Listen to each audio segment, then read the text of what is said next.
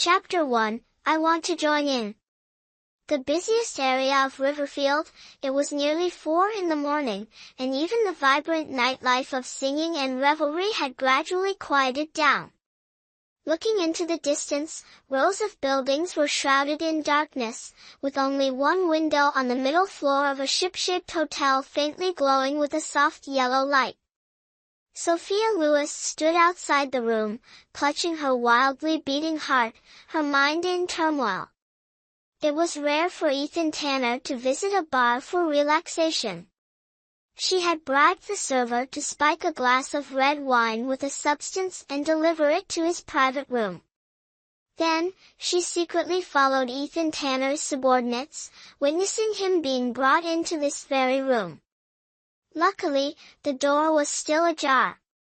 Surely, this was heaven's way of blessing her, understanding her intentions.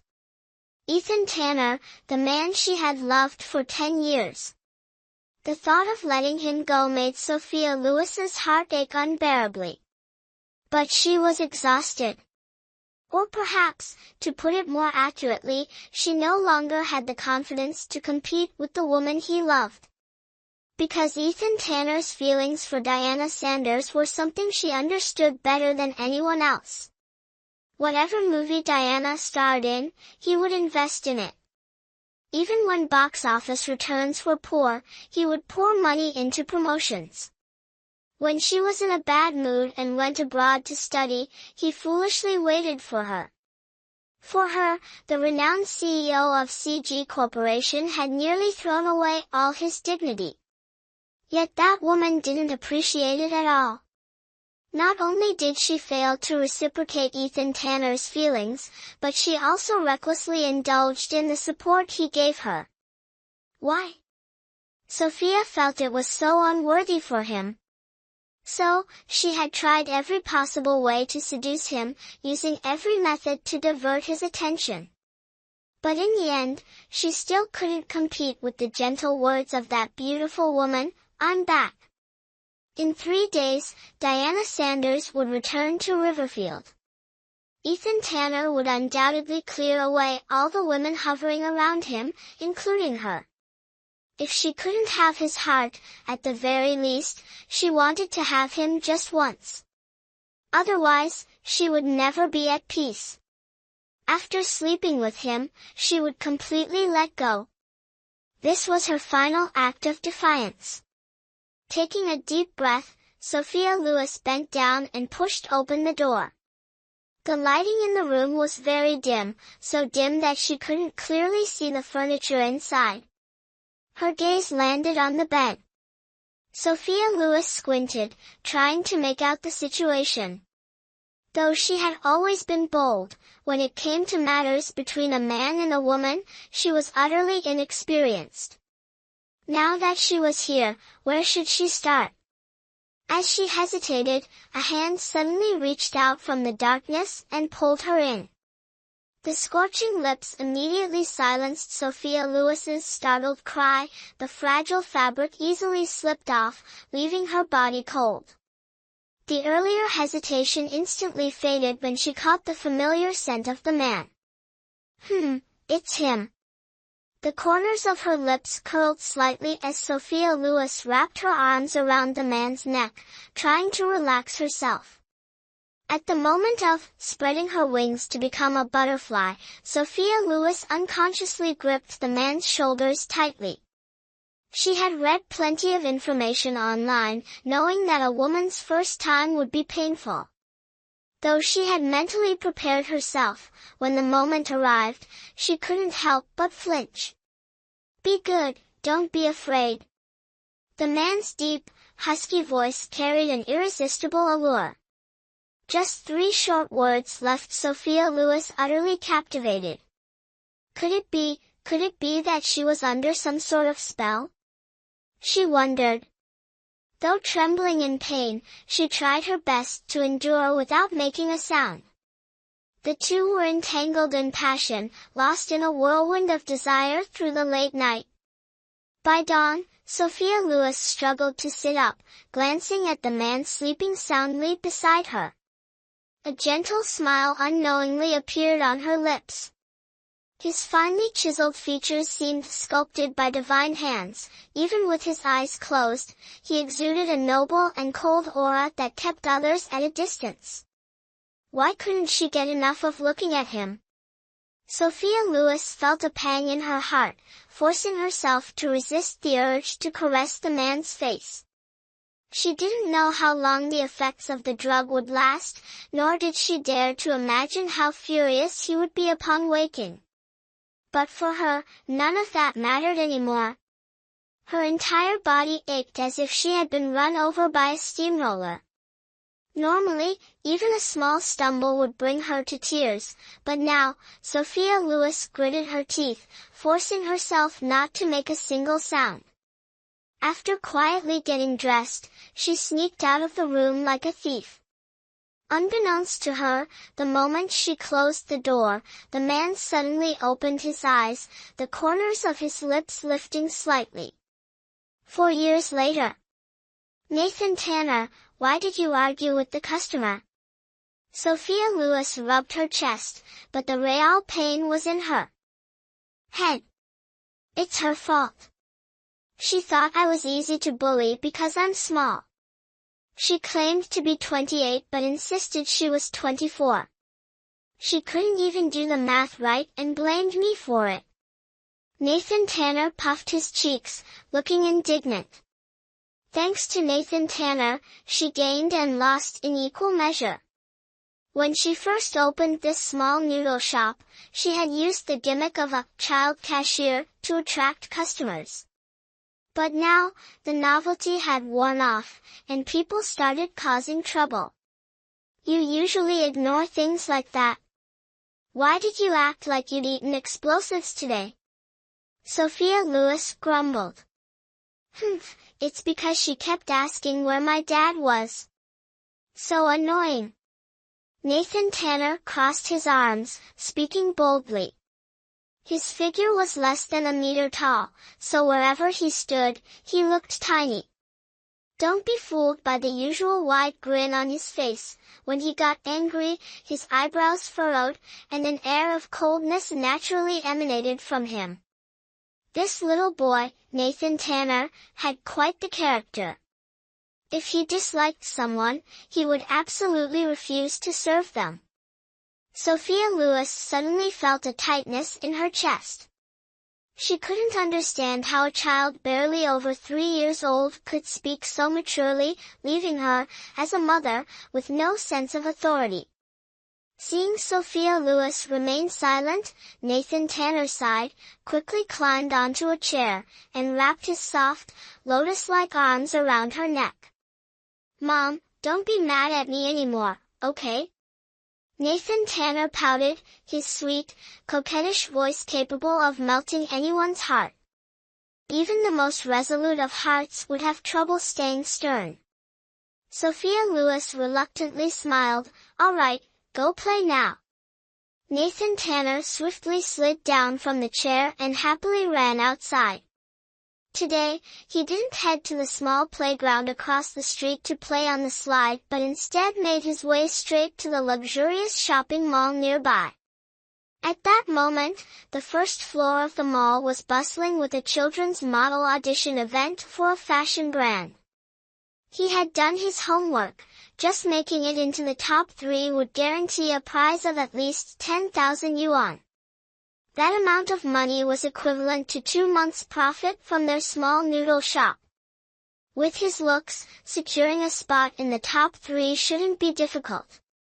However, what the little boy didn't anticipate was that the very first step in his marathon journey would stumble at the registration process.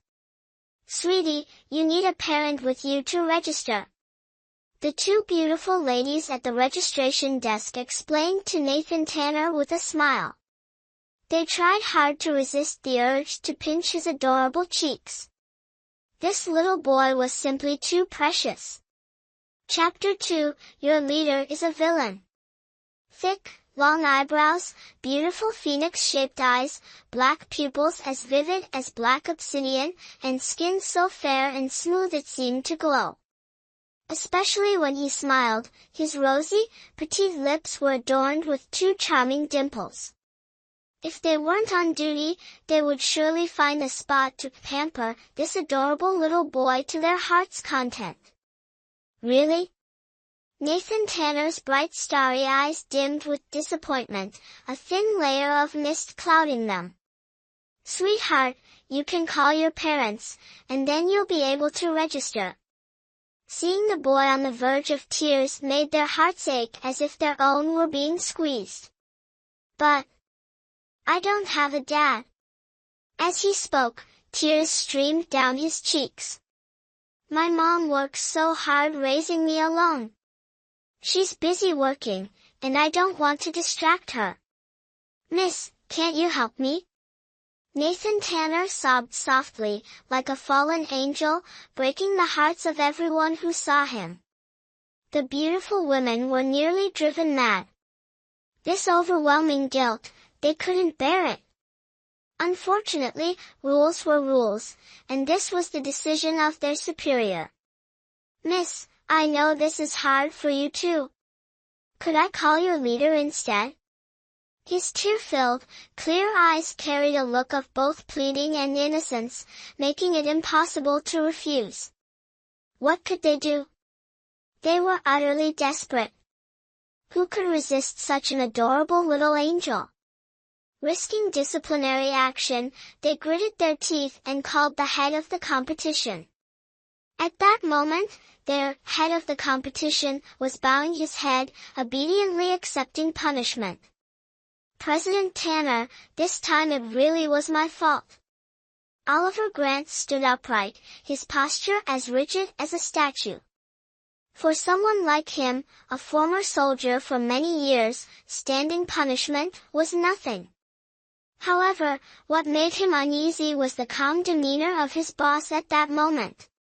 Having followed Ethan Tanner for many years, he knew his boss's temperament like the back of his hand. This kind of calm always signaled something ominous, if not death, then at least being skinned alive. And it served him right. Who told him to have such a loose tongue, blurting out something as foolish as, "Hasn't she already gotten married?" That had made Ethan Tanner furious, dumping a pile of trivial tasks on him, including managing a tiny children's fashion brand under the company, leaving him utterly exhausted. As if that wasn't enough, he even mistook someone's identity, causing his boss to get his hopes up for nothing. 2 offenses combined were enough to send him to the 18th level of hell. The man sitting on the black leather swivel chair remained silent, not even bothering to turn his head to glance at him. President Tanner, I still have 2 more leads. The documents have been printed, I'll go grab them right away. With that, Oliver Grant dashed out like lightning. Tick-tock, tick-tock, tick-tock. At that moment, the phone on the desk rang. The man finally moved slightly and turned around. A flawless, exquisite face that left no room for criticism now exuded a cold, icy aura like the king of hell. The phone belonged to Oliver Grant, who had accidentally left it behind. Ethan Tanner wasn't supposed to answer it, but for some inexplicable reason, he reached out, picked up the phone, and pressed the answer button. Speak. What's the matter? His deep voice, mixed with a signature coldness, sent chills down one's spine. Hello, is this the commander-in-chief of the Dong Mo competition? A clear, childlike voice responded to Ethan Tanner. A child? He raised an eyebrow.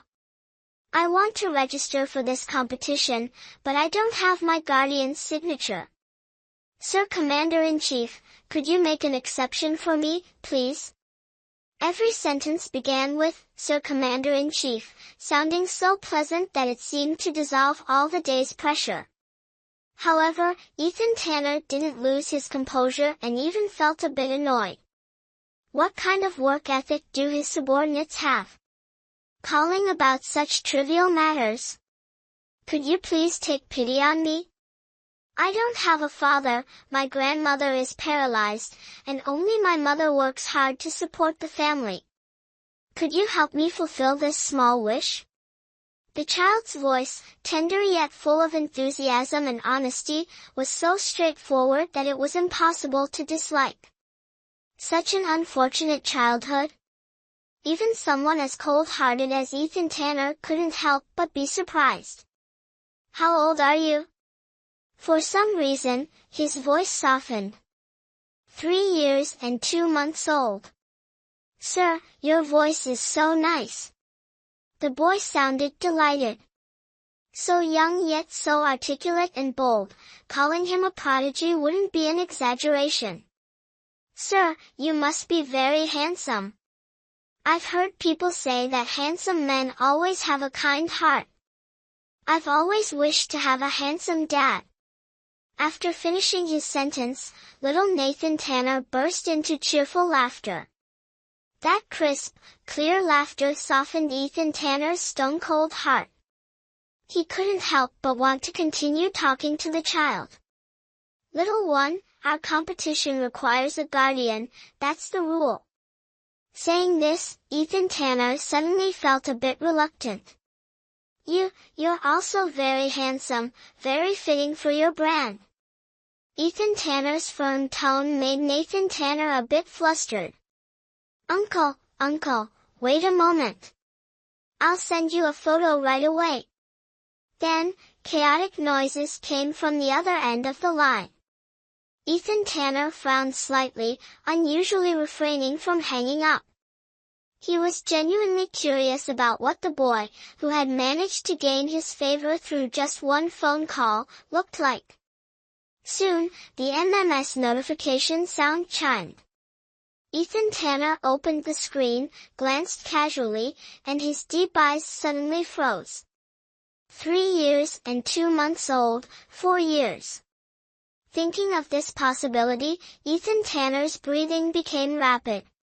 He immediately grabbed his phone, almost shouting, "Tell me, what's your mother's name?" Happily awaiting a response, Nathan Tanner was suddenly startled by the outburst. He pouted and hung up impolitely. "Humph, if you don't want to do it, fine. Why be so fierce?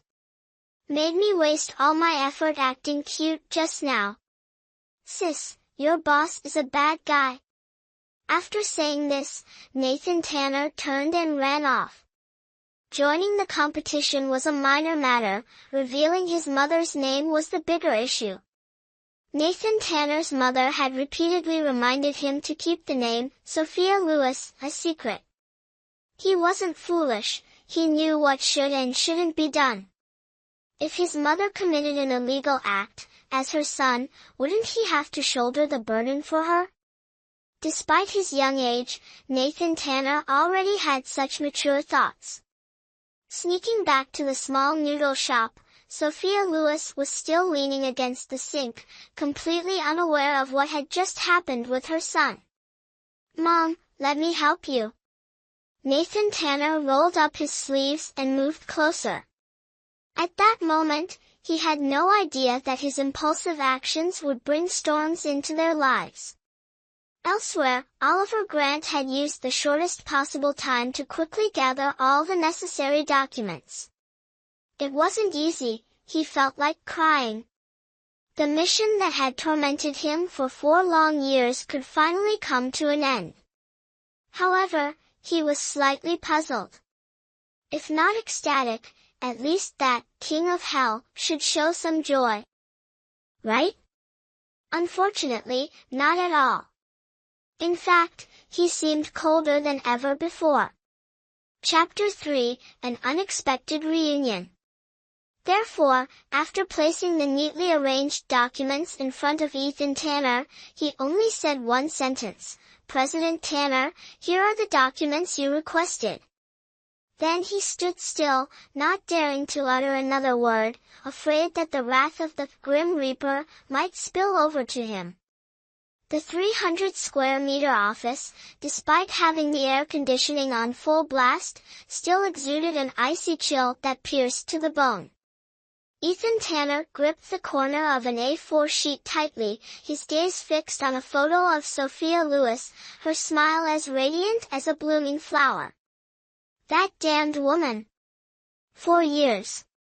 He had spent 4 relentless years searching for her, and who would have thought she'd be right in front of him all along? The man's cold, sharp eyes glimmered with a frosty gleam. Oliver Grant, get the car ready. Ethan Tanner stood up and left the office. He had to catch this woman himself.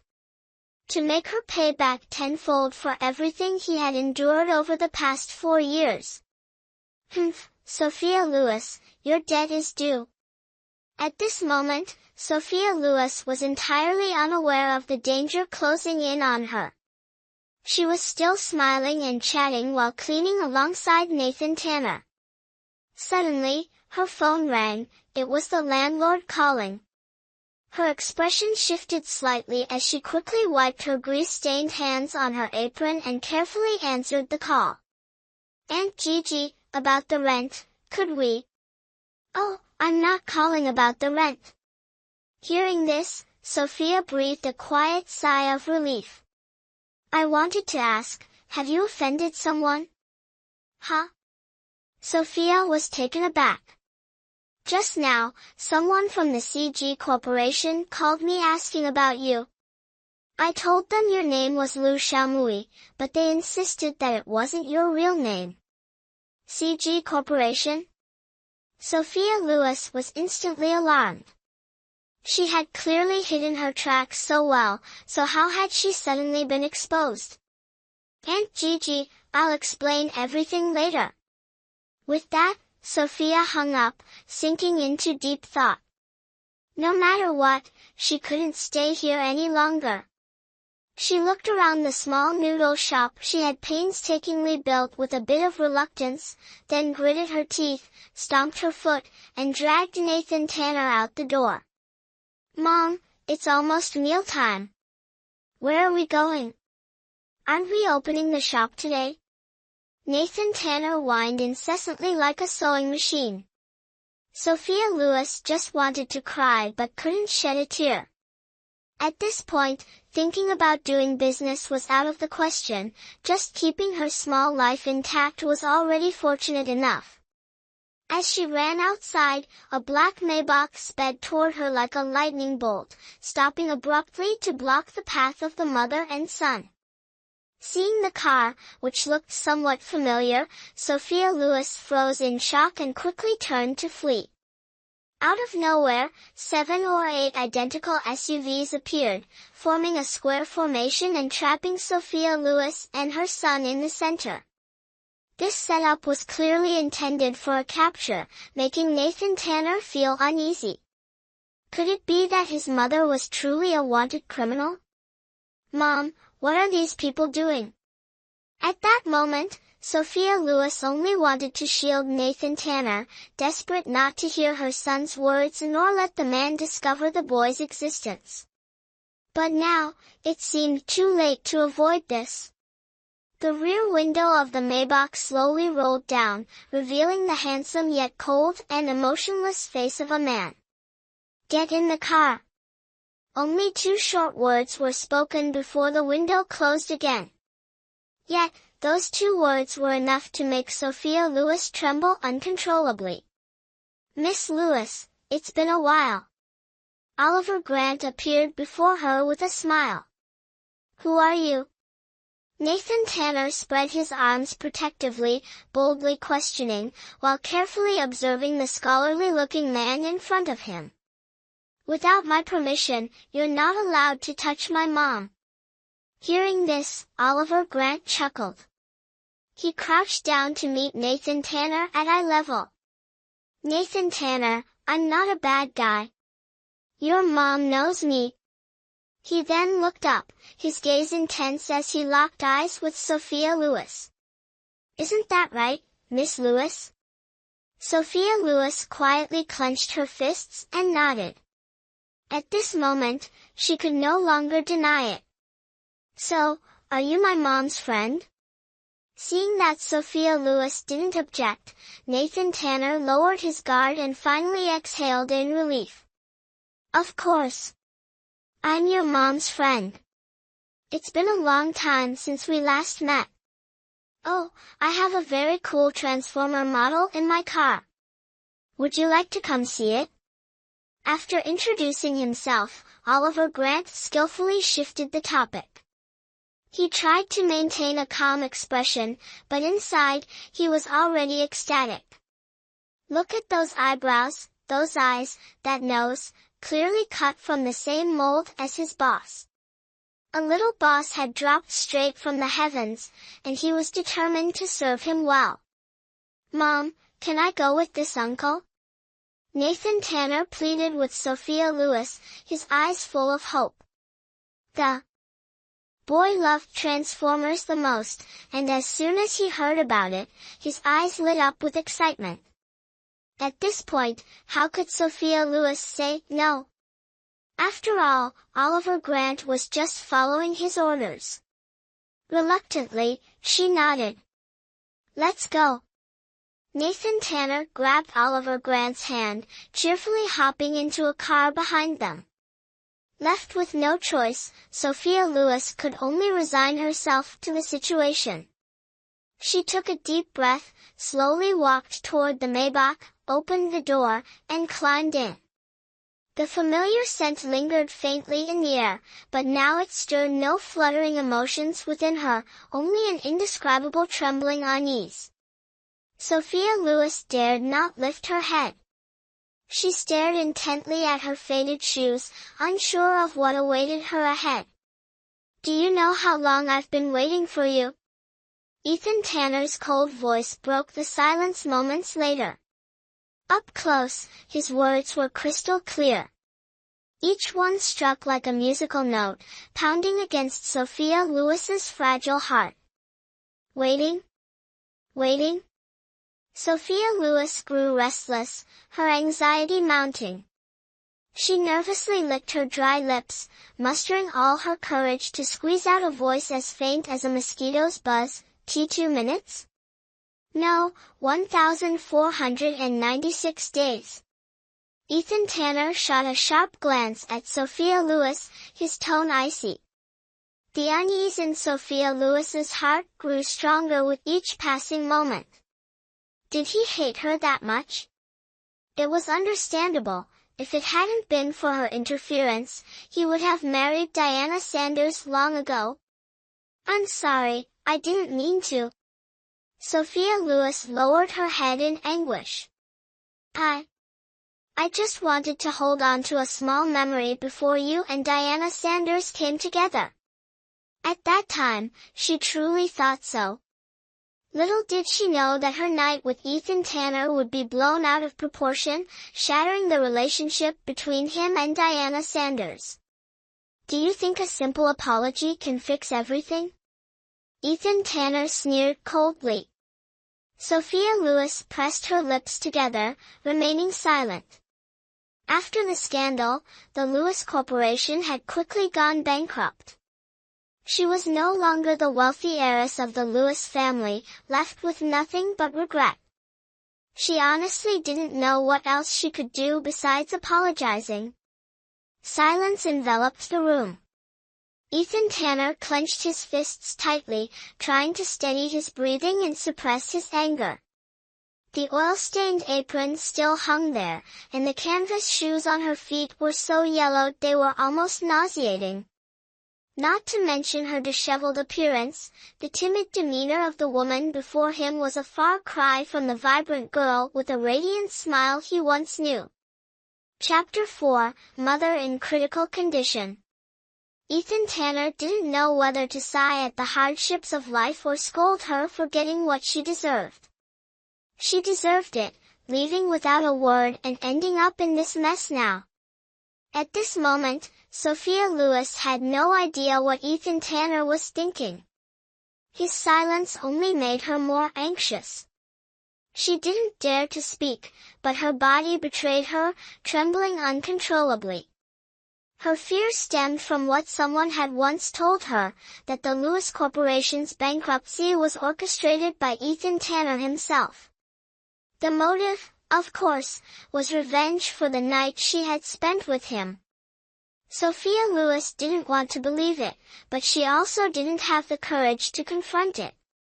So, she packed her things and left Riverfield with her mother. Now, facing a similar situation, how could she not be terrified? Ethan Tanner frowned, instinctively glancing at the rearview mirror. For today's meeting, he had even styled his hair the way he used to 4 years ago. Yet, up until now, this girl hadn't spared him even a single glance. Anger flared within him, and his deep eyes flashed with a cold glint.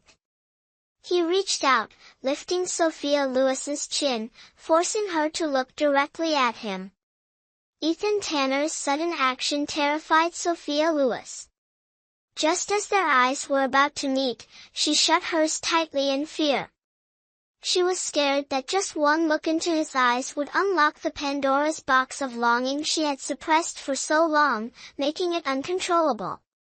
"Sophia Lewis, do you hate me that much?"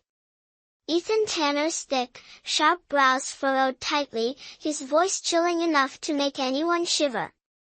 Sophia Lewis froze, shaking her head repeatedly. Trapped between Ethan Tanner's fingers, her small face turned pale, her lips losing all color.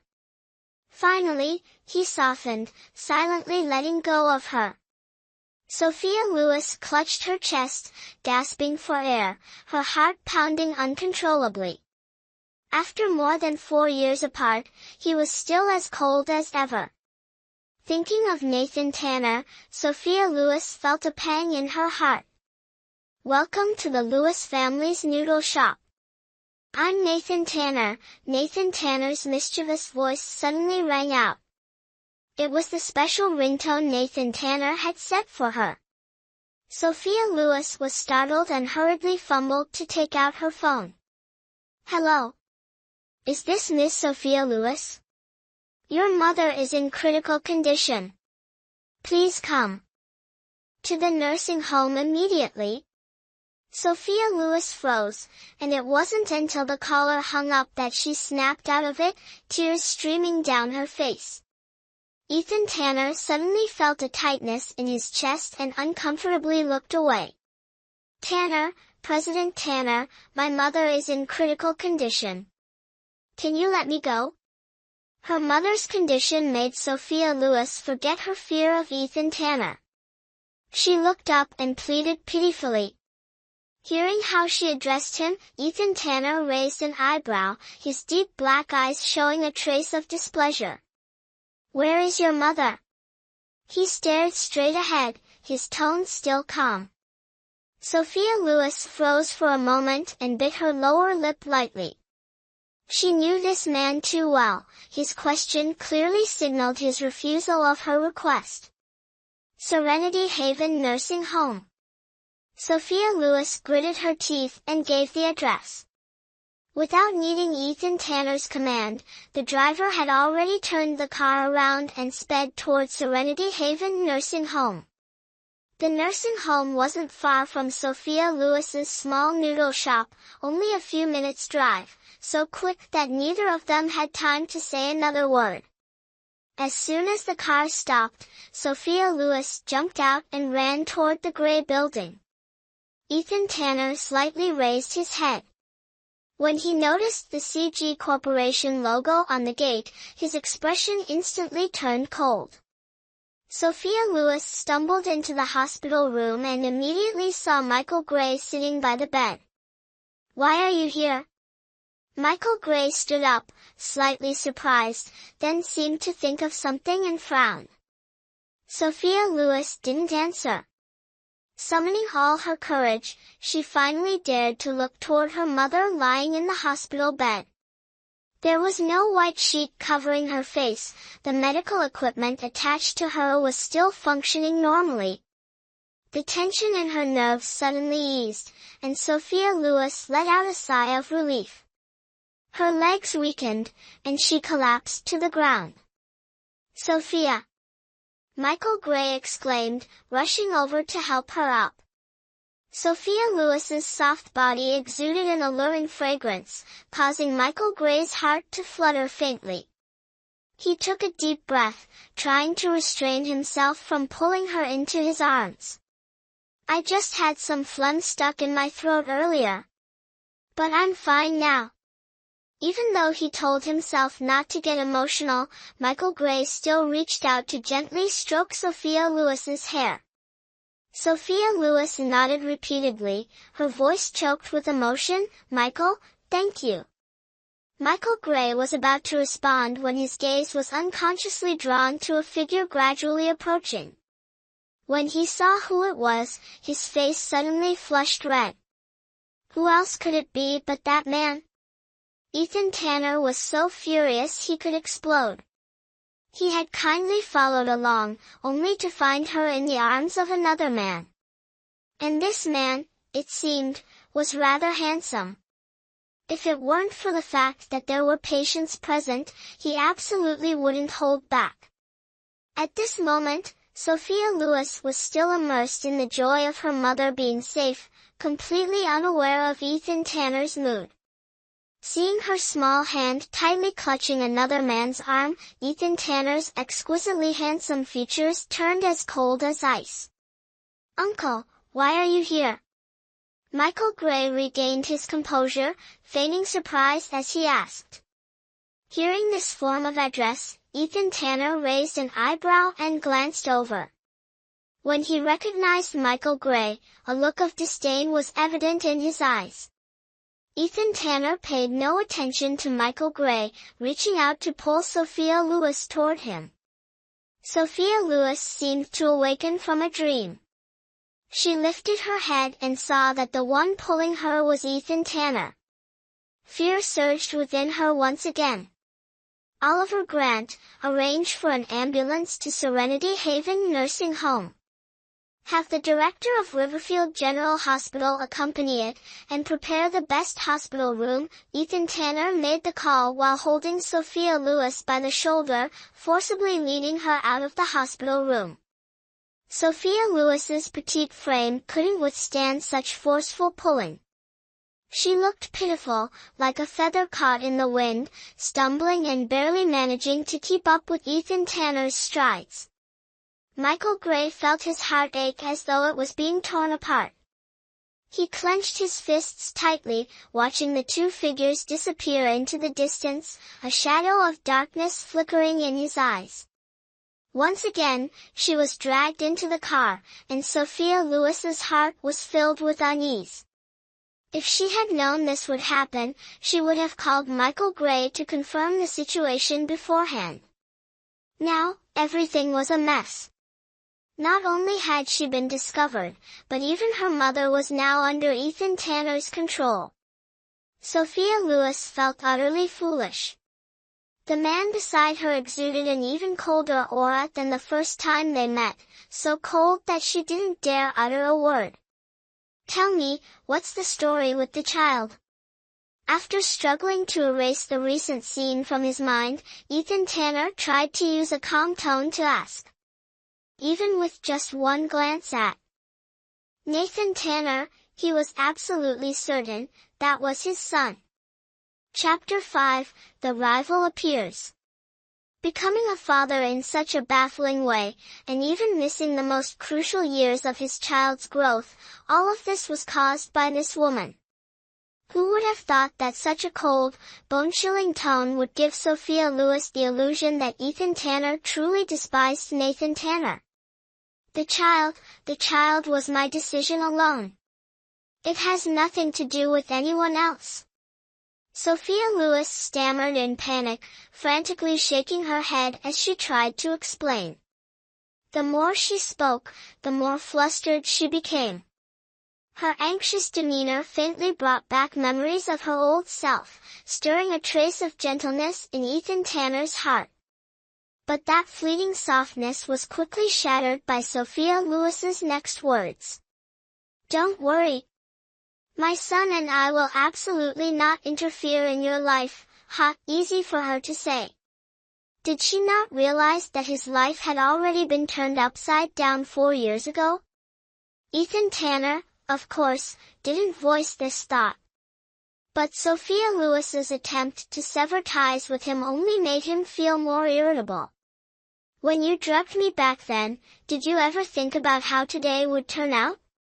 Ethan Tanner gritted his teeth, barely suppressing his anger as he questioned her. Sophia Lewis lowered her head, too afraid to speak. Back then, she had just turned 20, clueless about contraception, and only wanted her one-sided, hopeless love to have some kind of result. Who would have thought there'd actually be a result? This man had never liked being manipulated, and now he had been forced into fatherhood. He must be furious inside. Nathan Tanner is still young, he doesn't know anything, Sophia Lewis mustered all her courage to cautiously explain. The child is innocent. If you want to punish someone, punish me instead. After saying this, Sophia Lewis tightly shut her eyes, bracing herself for Ethan Tanner's judgment. Ethan Tanner felt like he was about to lose his mind. He did want to punish this woman, but why did her words make him hesitate? As he looked at Sophia Lewis's beautiful but slightly pale face, Ethan Tanner unconsciously licked his lips. Punishment would come, just not yet. Where are you taking me? After a long silence, Sophia Lewis finally snapped out of her daze. Do you think you're in any position to question me? Ethan Tanner scoffed coldly. Sophia Lewis bit her lower lip hard, not daring to say another word. At this point, she was like a fish on a chopping board, completely at Ethan Tanner's mercy. No matter what he wanted to do, she couldn't resist. What Sophia Lewis had never expected was that Ethan Tanner would directly take her back to the Tanner family's private estate. This was the most prime land in Riverfield, with hundreds of acres divided into various areas, including a private clubhouse for hosting guests, a luxurious cinema closed to outsiders, and the quietest area, the Tanner family's villa district. As the car drove through the lush green forest, Sophia Lewis felt increasingly suffocated. This place held too many memories for her. Returning now in such a disheveled state, she feared she wouldn't be able to handle the pressure. Ethan Tanner deliberately ignored Sophia Lewis's frightened expression, but the anger in his heart only grew stronger. Did this girl see him as some kind of monster to be so terrified of him? Could it be that her feelings had changed? Thinking of the image of her and Michael Gray embracing, Ethan Tanner became even more irritated. The reunion he had longed for day and night had turned into such an unpleasant scene. Someone had to pay for this. Michael Gray. Ethan Tanner silently repeated the name, a cold glint flashing in his eyes. The Maybach came to a stop in front of the main building of the Tanner family estate. Ethan Tanner ignored Sophia Lewis and got out of the car first. Sophia Lewis remained silent. She obviously couldn't stay alone in the car, so she had no choice but to follow him out. Young master! Young master! Don't let her filthy clothes dirty the carpet! Ethan Tanner said with a disdainful expression before turning and walking into the house. Humiliated by Ethan Tanner, Sophia Lewis could only allow the servants to arrange everything as she was led to a room in the villa. After bathing and changing clothes, Sophia Lewis was attended to as if she were a noblewoman preparing to meet the emperor. When she caught sight of herself in the mirror, Sophia Lewis froze in astonishment. A pristine white lace gown adorned her figure, her high ponytail accentuating her radiant beauty. She looked like an ethereal fairy descending to the mortal world. It had been so long since she'd worn anything so exquisite that it felt like a dream. Miss Lewis, please lift your foot. The maid's voice interrupted Sophia Lewis's reverie. Not understanding the intention, she obediently raised her foot. Moments later, a pair of pastel pink leather shoes with rounded tips was slipped onto her feet. The silk ribbons at the heels were tied into delicate butterfly shapes around her slender calves. Sophia Lewis was stunned. She vividly remembered that 4 years ago, she had personally gone to Italy to custom order these shoes from a renowned designer. However, before she could receive them, the Lewis family had gone bankrupt. She couldn't comprehend how these shoes ended up in Ethan Tanner's possession. Once she was fully dressed, Sophia Lewis followed the maid through a hallway adorned with priceless antiques and into the main living room. "Mom!" Before she could take in her surroundings, Nathan Tanner threw himself into her arms. Her son's presence brought Sophia Lewis a wave of relief. Looking down, she noticed Nathan Tanner was also dressed impeccably in a child-sized tailcoat. At that moment, Ethan Tanner sat not far away on a genuine leather sofa. His long legs were crossed, his cold face exuding arrogance, and his sharp gaze fixated on Sophia Lewis with no attempt to conceal it.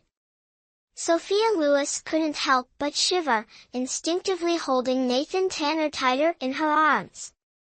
Little did she know, Ethan Tanner's heart was in turmoil. The girl from his memories had finally returned. But the thought of her embracing Michael Gray made it impossible for him to lower his pride. "Mom, is he really my dad?" Nathan Tanner pouted, glancing toward Ethan Tanner. "At this point, can you still deny it? Moreover, this identical face doesn't allow you to refute. No reaction means you've agreed, right?" Nathan Tanner glanced at Ethan Tanner with slight disdain. Not too bad, barely acceptable." Don't be fooled by the boy's indifferent demeanor. Deep down, he was actually overjoyed. Moreover, this father is not only handsome but also wealthy, and most importantly, he's his biological father. However, Nathan Tanner couldn't help but feel a little guilty because Uncle Gray had once promised to be his father too. But then again, who told Uncle Gray to delay marrying his mom? He had already done his research, only a marriage certificate can make it official. In the end, this is fate. Nathan Tanner's bland comment made Ethan Tanner frown, the corner of his mouth twitching slightly. "Young master." At this moment, a maid approached and said, "Miss Sanders has arrived." As soon as the words fell, a tall woman walked in with a gentle smile. Her slightly wavy, reddish long hair cascaded over her shoulders. Her exquisite, sharp features resembled those of a mixed-race beauty. Though her makeup was minimal, it exuded a soft yet alluring charm.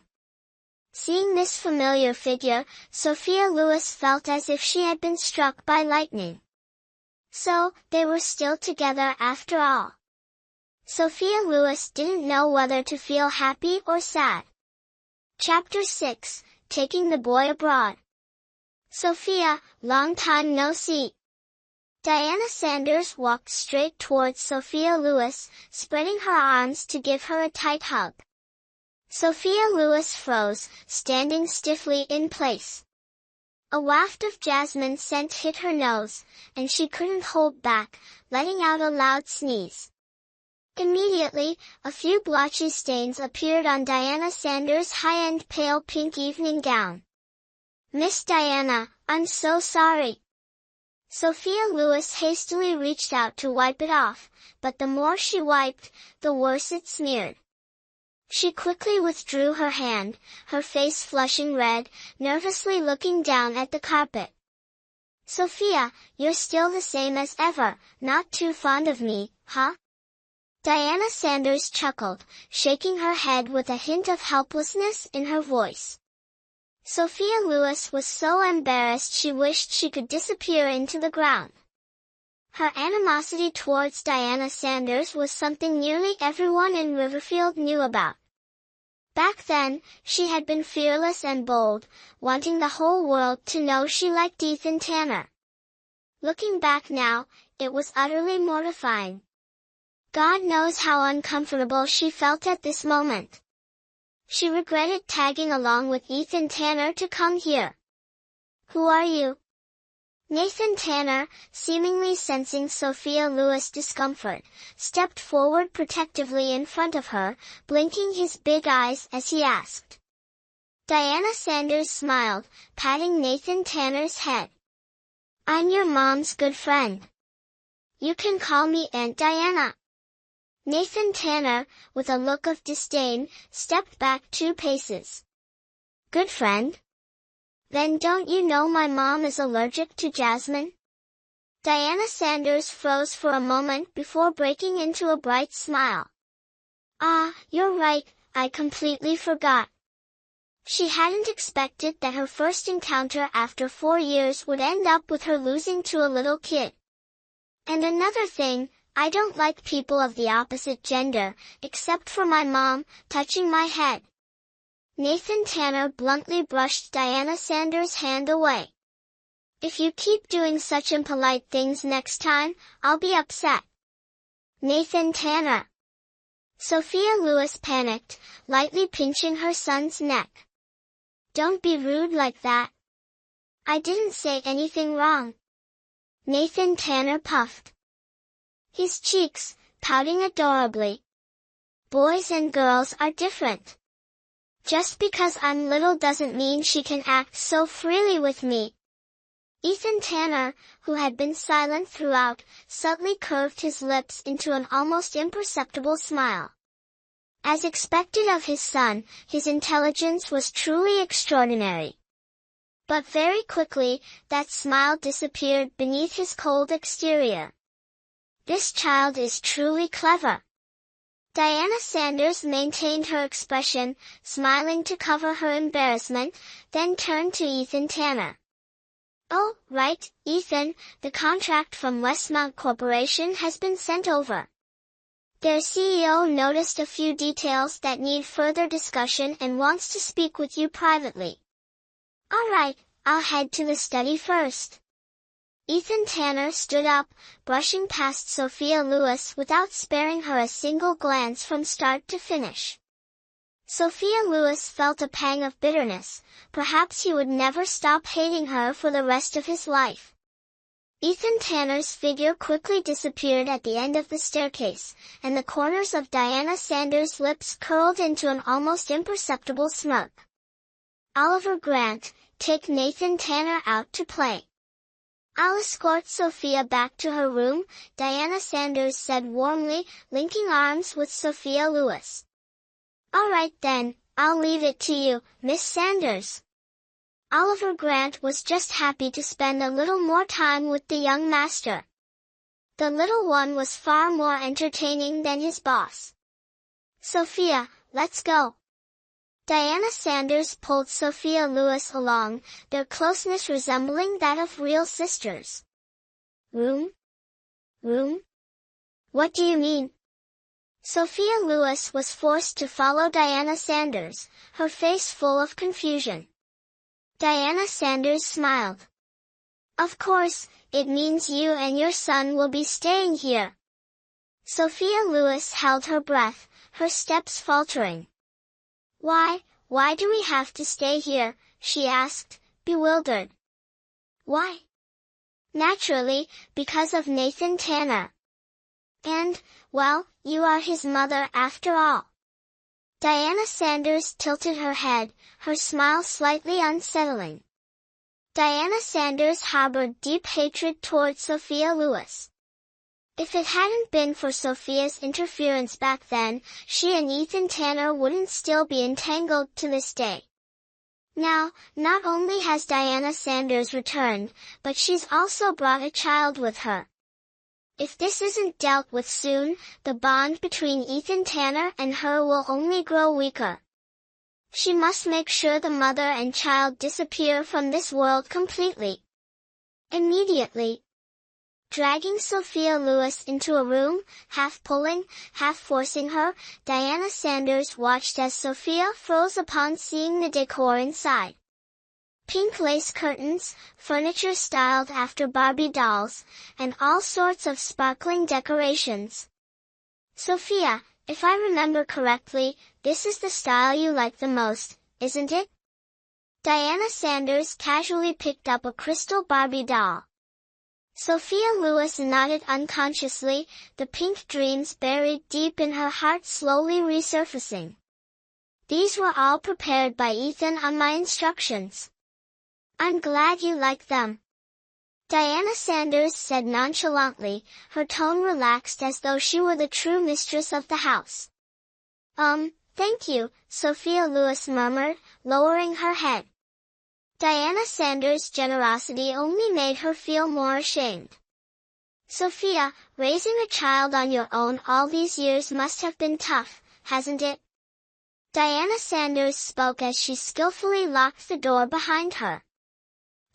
It's been manageable. All the bitterness and humiliation of the past years had numbed her. It seems you're ready to part with your child, aren't you? Hearing this, Sophia Lewis looked up in shock. Miss Sanders, I don't understand what you mean. You don't know? Diana Sanders feigned surprise, widening her eyes. Ethan has decided to send Nathan to Northern Europe for kindergarten. He won't return to Riverfield until he's about 10 years old. Ethan's people will take care of Nathan, and no relatives will be allowed to visit. How could this be? Sophia Lewis murmured, her balance faltering as she nearly collapsed to the ground. Sophia, you know, as the heir to the CG Corporation, Nathan must have a strong psychological foundation. Ethan is doing this for his own good. Diana Sanders said with feigned concern, her words sounding like sincere advice. But at that moment, Sophia Lewis' spirit was completely shattered. Nathan was her son, how could that man decide her child's future? Just the thought of being separated from her son made Sophia Lewis' heart ache unbearably. Sophia, are you all right? Diana Sanders pretended to be worried. I'm sorry, I shouldn't have told you this. Sophia Lewis weakly shook her head, saying nothing. She knew Ethan Tanner's personality all too well. Once he made a decision, there was no changing it. Sophia, I thought Ethan would explain everything to you. You won't tell him that I talked to you about these things, will you? Diana Sanders asked nervously, like a bird startled by the rustling of leaves, her beautiful eyes veiled with a thin mist. Don't worry, Diana. I won't tell anyone. Sophia Lewis regained her composure and gave a faint smile. Chapter 007, The Escape Plan. On the contrary, she should thank Diana Sanders for revealing this truth to her. Hearing that, Diana Sanders secretly breathed a sigh of relief. The first step of the plan had succeeded. Well, I won't disturb you anymore. Get some rest. Diana Sanders smiled and gently patted Sophia Lewis on the shoulder. Taking advantage of her distraction, she quietly slipped a map under the base of the glass Barbie doll. Even after Diana Sanders left the room, Sophia Lewis was still reeling from her words. She had never thought about being separated from Nathan Tanner, no matter the reason. Thinking about this, Sophia Lewis made a decision. As if summoned by her thoughts, Nathan Tanner appeared just as Sophia Lewis was lost in memories of him. The boy pushed the door open and entered. His first words struck her like lightning. Oh my, is this really where someone lives? So tacky. A boy's room should have a Transformers theme. Little did he know, everything in the room was once Sophia Lewis's favorite. Look at this, and this, the boy criticized the room's decorations as he spoke, and finally, his gaze landed on the map Diana Sanders had left behind. Nathan Tanner. After a moment of hesitation, Sophia Lewis gathered her courage and said, I don't want to stay here anymore. You don't like this place? Nathan Tanner curiously picked up the map, glanced at it, and for a moment, his clear eyes darkened. Sophia Lewis nodded repeatedly, stammering, I feel like I don't belong here. Looks like you're not meant for the wealthy life. Nathan Tanner sighed and decisively said, All right then, let's leave right now. Are you really willing to leave this place? Sophia Lewis asked, somewhat disbelieving. This place is much better than our apartment. So what? Nathan Tanner pouted. You don't want to stay here. For me, home is wherever you are. He and his stepfather hadn't grown close yet. He had planned to talk to him later. But forget it. Why bother, especially since his mom didn't like the man? If the stepfather was so useless, they didn't need him anyway. Nathan Tanner. Sophia Lewis, overwhelmed with emotion, planted a kiss on her son's cheek. Stop kissing me, you're getting spit everywhere. Nathan Tanner frowned, wiping his cheek with his hand. Mom, look, is this the map of this place? Sophia Lewis took the paper from her son's hand and realized it was indeed a map of the Tanner family estate. Where did you get this? She asked in surprise. Hey, it was just lying on the table. Nathan Tanner shrugged. Sophia Lewis was overjoyed. It seemed that even the heavens were helping them. After carefully studying the map, the only possible escape route was the wall behind the small flower garden. The wall was noted to be 2 meters high, and climbing over it would lead to desolate mountains. Following the trail upwards would eventually reach the main road. There was no other choice but to take a gamble. Nathan Tanner, don't make a sound. Follow me. Sophia Lewis grabbed her son's hand, confidently leading the way. She thought having the map in her hands made her invincible, but after just a few steps, she found herself lost in the labyrinth-like maze of the Tanner family estate.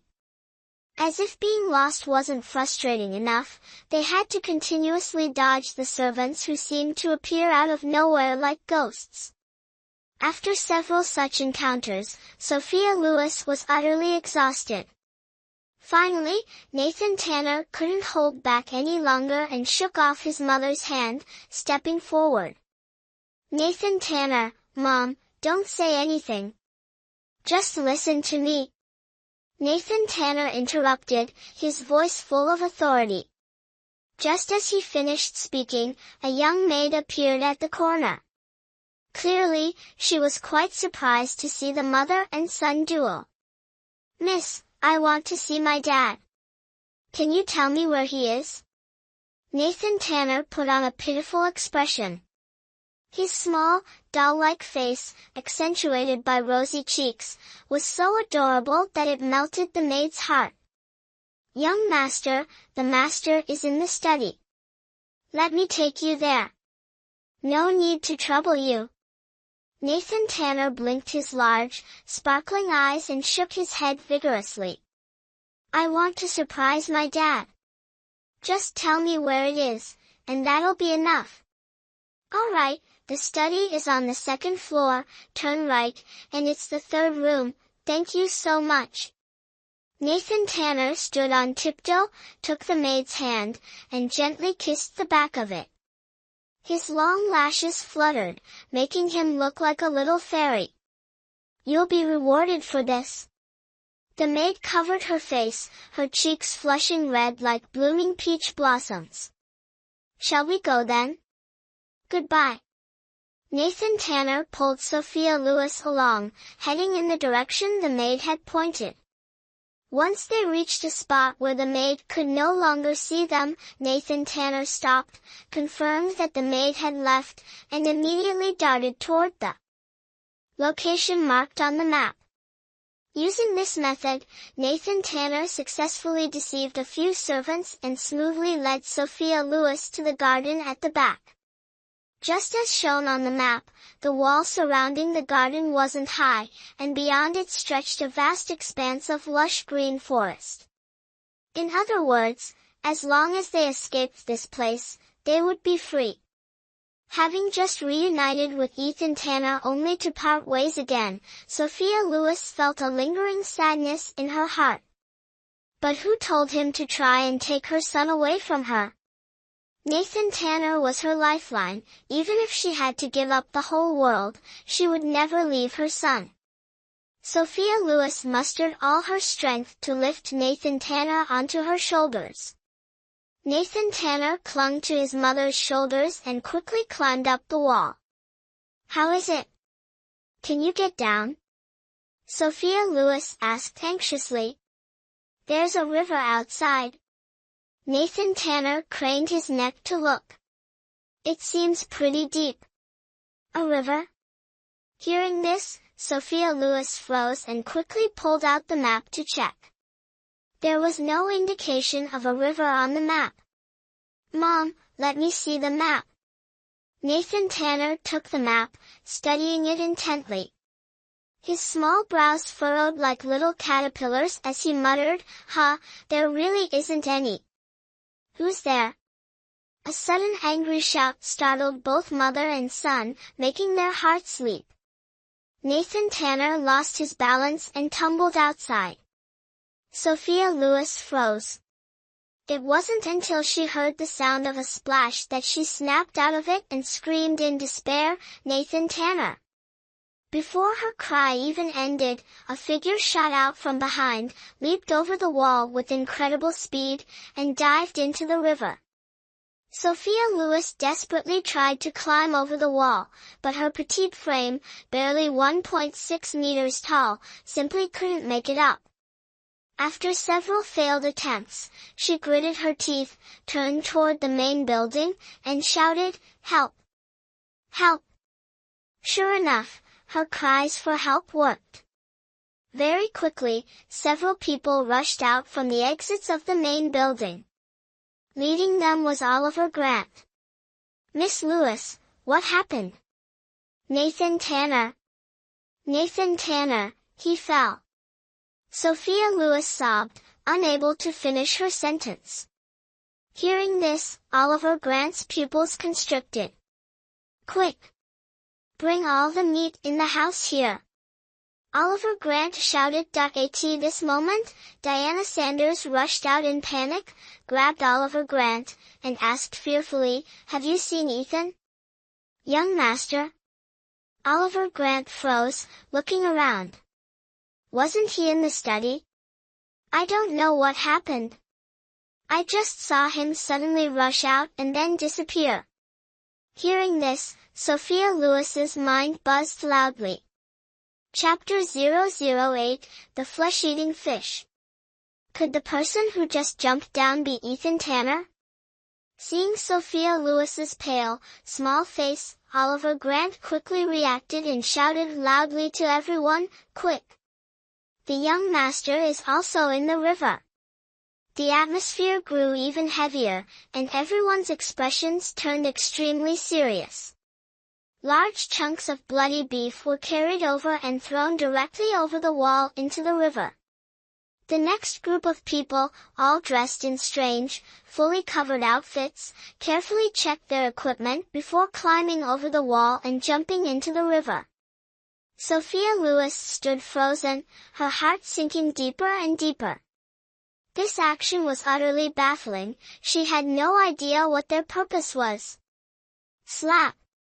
A thunderous slap echoed beside her.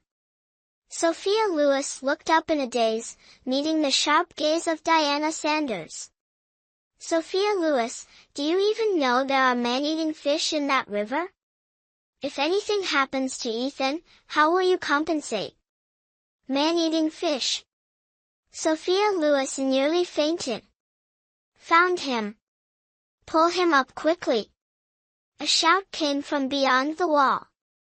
As soon as the words were spoken, the pulley system that had been set up began to operate. The creaking sound was like a sharp knife stabbing straight into Sophia Lewis's heart. She wanted to look but was too scared to. She feared that what would appear before her would be two white skeletons. Her nails dug deep into her palms, and fresh blood dripped from between her fingers. Sophia Lewis felt no pain. She stared fixedly at the pulley, forcing herself to keep her eyes wide open. Finally, Nathan Tanner's small figure came into view. Without hesitation, Sophia Lewis rushed over, frantically checking him all over. Thankfully, aside from a scratch on his forehead, there were no other injuries. "Mom!" Nathan Tanner reached out and wrapped his arms around her neck, sobbing. "Dad, Dad." Sophia Lewis did not respond because she had already seen Ethan Tanner being carried in by others. The finely tailored suit was now in tatters, his muscular body covered in countless wounds, both large and small, with blood still oozing from several deep cuts. His handsome face had lost all vitality, pale as a sheet of paper. Her heart felt as though it had been torn apart, the pain so intense that she could hardly breathe. Finally, unable to withstand the shock, she fainted.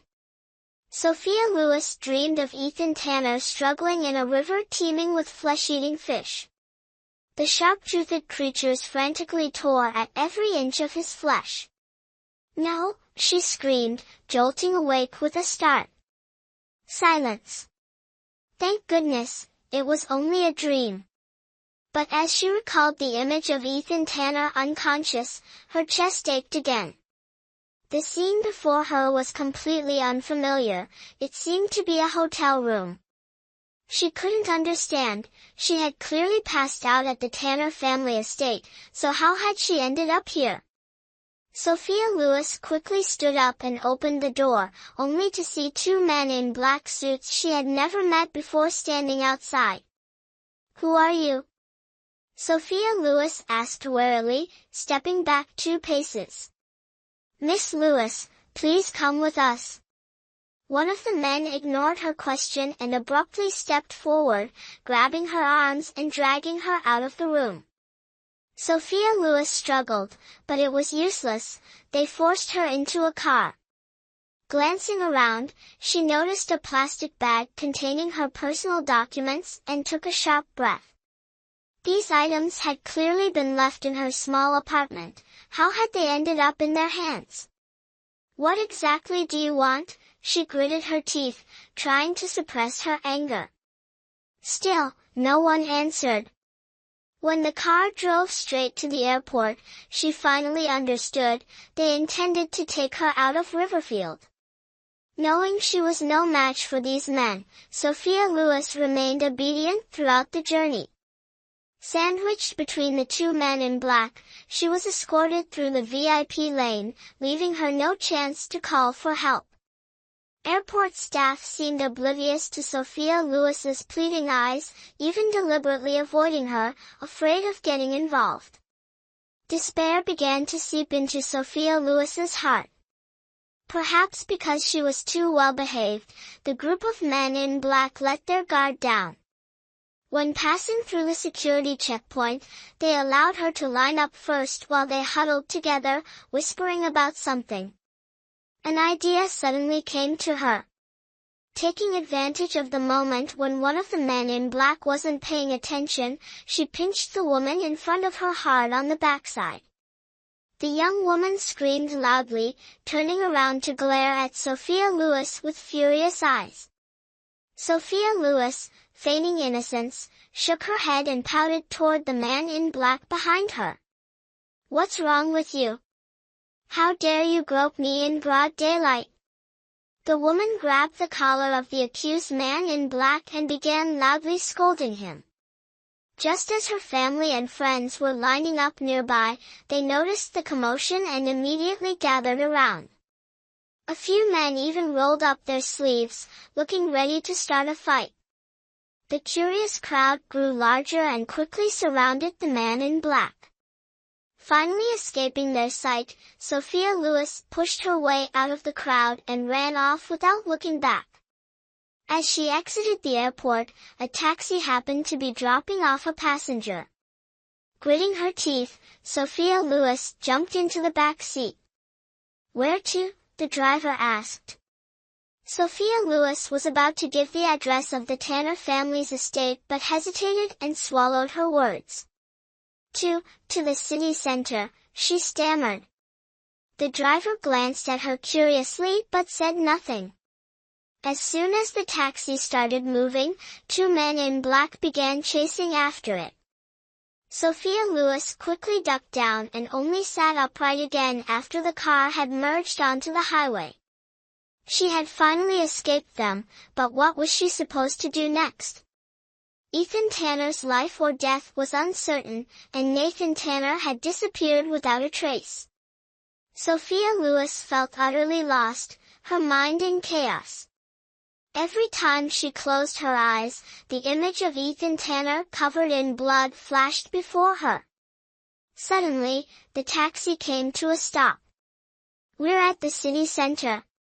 That'll be 120 yuan. The driver's voice jolted Sophia Lewis out of her daze. It was only then that she realized she didn't have a single cent on her. "Driver, could I borrow your phone to call a friend?" Sophia Lewis asked softly. I left in such a rush that I didn't bring anything with me." "No money but still calling a cab? Are you kidding me?" the driver muttered, though he still tossed her his phone. Sophia Lewis dialed Michael Gray's number, but the line was busy. After hesitating for a while, she reluctantly called a number she hadn't contacted in a long time. "Hello?" A young, energetic female voice answered. "Hannah, it's me. Sophia." Before she could finish her sentence, the voice on the other end interrupted her with a shout.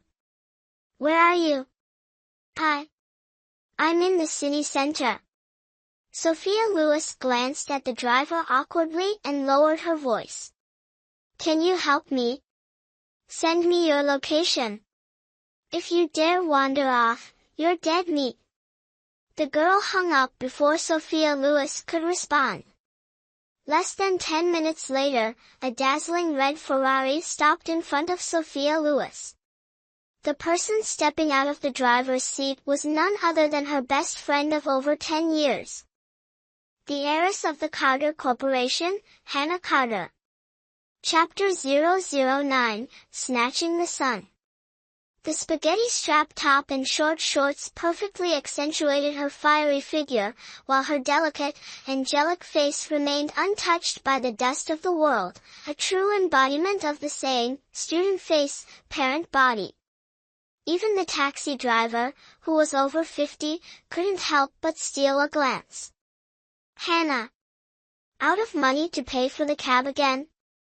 Oh my God, every time something happens, I have to come clean up your mess. It was like this before, and it's still like this now." Hannah Carter grumbled as she paid the fare for Sophia Lewis, then tugged her into her sports car.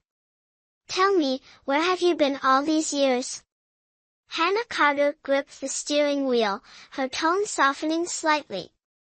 "Just wandering everywhere," Sophia Lewis replied with a bitter smile and a shake of her head. The hardships of the past few years couldn't be summed up in a few words. The urgent matter now was to confirm Ethan Tanner's situation, and of course, she also had to take Nathan away. Michael Gray was out of reach, and in Riverfield, the only person she could rely on was Hannah Carter.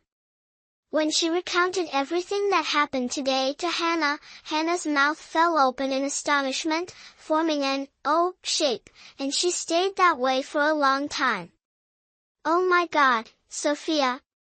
You're amazing. Back then, it was famous overnight, and now you even have a child with Ethan Tanner. It was just an accident." Sophia Lewis bit her lip gently, explaining with slight embarrassment. Who cares if it was an accident or not, at least you've tied him down now. Hannah Carter was as thrilled as if her own daughter had just landed an exceptional son-in-law. Haha, I'd love to see how those rich heiresses compete with you for the third young master tanner. Hannah, I want to take my son and mom out of there now. Can you help me figure out a way? Sophia Lewis grabbed Hannah Carter's wrist, her voice filled with urgency. All right. Hannah Carter agreed immediately. From what you said, the third young master tanner's situation must be pretty tense right now. Who knows how many people are lurking in the shadows, waiting to harm you. Ensuring your family's safety is the top priority. She pulled out her phone, scrolled through a few group chats, and quickly found information about Ethan Tanner. He's at Riverfield People's Hospital. Let's go, she said, stepping on the gas and speeding off. That fast? Sophia Lewis was surprised. The third young master is a delectable piece of cake that all the high society ladies in Riverfield crave. Even the slightest stir involving him spreads like wildfire among the elite. Your little boy is the hottest topic right now. The more Hannah Carter spoke, the more excited she became. She couldn't wait to meet Ethan Tanner and Sophia Lewis's child. So my son is at the hospital too? Receiving an affirmative response, Sophia Lewis breathed a silent sigh of relief. Her mother, Margaret Young, was also at the same hospital, so conveniently, she could pick up both her mother and herself together. Sure enough, the entrance of Riverfield People's Hospital was lined with luxury cars, indicating that the young ladies from noble families, having caught wind of the news, had rushed to the hospital. As she got out of the car, Sophia Lewis casually grabbed the baseball cap Hannah Carter had left on the passenger seat and put it on before hurriedly following Hannah Carter into the hospital building. Hannah Carter's uncle was the chairman of the hospital's board of directors, and since she often lingered around the place, it didn't take her much effort to find out the floor and room number of Ethan Tanner. The VIP building was tucked away in a small garden behind the main medical building. Only a select few of Riverfield's elite were privileged enough to stay there, so it was usually a quiet place. However, at this moment, it was unusually bustling. A group of elegantly dressed young women, carrying various gifts, craned their necks to peer inside, only to have their view blocked by Oliver Grant, who stood at the door. I will pass along everyone's kind regards to the third young master. Right now, he doesn't wish to meet anyone, so please, everyone, head back. Oliver Grant's smile was so forced that his face looked stiff. Only heaven knew how worried he was. Ethan Tanner was still unconscious. When he woke up and found out that Sophia Lewis had disappeared from the Tanner family mansion, Oliver Grant couldn't imagine the fury he would face. He couldn't fathom how someone alive and well could suddenly vanish without a trace. 2 years ago, Ethan Tanner had ordered all the cameras in the house to be removed, making Sophia Lewis's whereabouts a complete mystery. Of course, he had no idea that Sophia Lewis had blended into the crowd of noble ladies before him and was secretly observing his every move. Hannah, what should we do now? Sophia Lewis whispered. She definitely didn't want Oliver Grant to know she was here, so there was no way she could go through the main entrance. Follow me. Hannah Carter grabbed Sophia Lewis and quietly led her out of the crowd. Reaching a door marked, Private Staff Access, Hannah Carter used her fingerprint to unlock it, turning back to grin smugly at Sophia Lewis before pulling her inside. Sophia, I'll find a way to get your mom out. You quickly go find your son. Let's meet back here later, okay? All right. Sophia Lewis nodded, then she and Hannah Carter each took a separate elevator to go upstairs. Thinking about the fact that she was about to see Nathan Tanner again, Sophia Lewis couldn't help but feel emotional. That little boy, who had never been apart from her since he was small, was he crying now? Sophia Lewis had no idea that, at this very moment, as she was feeling sorry for herself, Nathan Tanner was in Ethan Tanner's hospital room, battling wits and courage with Diana Sanders because of her. "Nathan, don't worry too much. Your father will be fine." Diana Sanders gritted her teeth in frustration but could only watch helplessly as Nathan Tanner guarded Ethan Tanner's bedside, glaring at her with full suspicion. That brat! He absolutely refused to let her get close to Ethan Tanner. She couldn't even figure out what she had done to offend this little boy. "I'm not worried about Dad, I'm worried about you." Nathan Tanner blinked his big, sparkling eyes and smiled innocently. "Worried about me?" Diana Sanders was so startled by his smile that she laughed nervously. "What is there to worry about with me? Of course, I'm worried you'll take advantage of my mom's absence and pull something on my dad," the little boy said seriously. This time, Diana Sanders couldn't laugh anymore.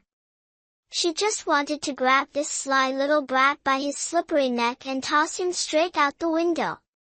Unfortunately, now was not the time. "Nathan, you've misunderstood." "Misunderstood?" Nathan Tanner raised his thick eyebrows, rudely cutting her off. "Are you my dad's wife?" Of course not." Diana Sanders blushed furiously. "Then are you my dad's girlfriend?" She wished. "Then why were you touching my dad's face? If that's not pulling something, then what is?" Nathan Tanner pouted his little pink lips, his clear eyes brimming with confidence. "I've seen right through you." Diana Sanders felt both embarrassed and furious but couldn't refute him at all. She truly couldn't understand how, as an adult, she was losing an argument to a 3-year-old child. "Auntie, you need to remember this, men and women should maintain proper distance. I'm sure your mom taught you that." Nathan Tanner said sternly, his cold and distant expression between his brows mirroring Ethan Tanner's when he was angry, making Diana Sanders break out in a cold sweat. Chapter 010, He is my father. "Anyway, that's how Mom taught me." Nathan Tanner suddenly smirked, revealing a radiant, angelic face. "Do you think I learned it well?" Hearing this, Diana Sanders secretly breathed a sigh of relief. So, this little boy was imitating Sophia Lewis. Thinking about Sophia Lewis, Diana Sanders couldn't help but feel smug. By now, that girl must have boarded the plane, never to return for the rest of her life. Nathan Tanner. Lost in thought, Diana Sanders was startled by Sophia Lewis's sudden voice behind her, sending chills down her spine. Turning around, she saw Sophia Lewis standing at the door, tears brimming in her eyes, and Diana's heart tightened. "Why is she still here?" "Mom!" Nathan Tanner joyfully ran into Sophia Lewis's embrace. Sophia Lewis held her warm little boy tightly, kissing the top of his head repeatedly as tears streamed down like a waterfall. "Don't cry, Mom. I'm fine. If you want to cry, go cry with Dad." With that, the little boy grabbed Sophia Lewis's hand and led her to Ethan Tanner's bedside. "Auntie, my mom and Dad need some private time. Can you leave the room, please?" Nathan Tanner blinked at Diana Sanders, bluntly ordering her out. "All right, take your time talking." Diana Sanders reluctantly left the room. As soon as the door closed, the gentle smile on her face vanished, replaced with a fleeting glint of malice in her eyes. The room fell silent. Sophia Lewis looked at Ethan Tanner lying on the hospital bed, her heart aching so much it was hard to breathe. Is this still the man she loves? Sophia Lewis wasn't sure anymore. His handsome face was as pale as a sheet, lifeless, eyes closed, lying there quietly, so close, yet so distant. Mom, Dad is seriously injured. Nathan Tanner lifted a corner of the blanket to show Sophia Lewis. Sophia Lewis couldn't help but gasp. Ethan Tanner's upper body was tightly wrapped in white bandages, resembling a mummy. The severity of his injuries was unimaginable. She desperately wanted to stay and take care of him until he recovered, but remembering Diana Sanders' words, Sophia Lewis clenched her teeth and grabbed Nathan Tanner's hand. Nathan Tanner, we're leaving. Nathan Tanner pulled his hand away and stood still. Dad lost so much blood, all because of me. Nathan Tanner's small lips quivered, his face filled with grievance that tugged at the heartstrings. Mom, I want to stay and take care of Dad. No. Sophia Lewis coldly shook her head. We must leave right now. Why? Nathan Tanner looked up, his innocent eyes glowing with seriousness as he stared at Sophia Lewis. Didn't you always teach me to be grateful and repay kindness? Dad is my biological father, and he saved my life. Why are we abandoning him when he needs us the most? If he wakes up, he'll be so sad. Sophia Lewis froze, stunned by Nathan Tanner's firm and heartfelt words. Although this child often said things far beyond his age, such touching and profound words were a first. Sophia Lewis was momentarily at a loss for words. Ethan Tanner had just risked his life to save Nathan Tanner. How could she cruelly tell her son that his father wanted to take him abroad, separating him from his mother? She took a deep breath, bent down, and gently lifted her son's small face. Nathan Tanner, I'll explain to you later. Wouldn't it be better to explain right now? A cold male voice suddenly rang out, startling Sophia Lewis. Ethan Tanner stared icily at the woman who was planning to take his son away. The pain in his heart was far worse than the physical wounds on his body. Dad, you're awake. Nathan Tanner broke free from Sophia Lewis's grasp and ran to Ethan Tanner's side. His big, sparkling eyes made Ethan Tanner unable to resist reaching out to pinch his son's cheek. If not for the sake of this sensible child, he might have already lost his temper. You're awake. Sophia Lewis fumbled nervously. Thank you for saving Nathan Tanner. No need for your thanks. Ethan Tanner closed his eyes and frowned slightly. Anyone could hear the irritation in his voice. Sophia Lewis lowered her head. Though she was used to his cold words, she still felt embarrassed in front of their son. The atmosphere suddenly grew tense, as if the air had frozen, chilling everyone to the bone. Dad, you're a patient. Getting angry isn't good for your recovery.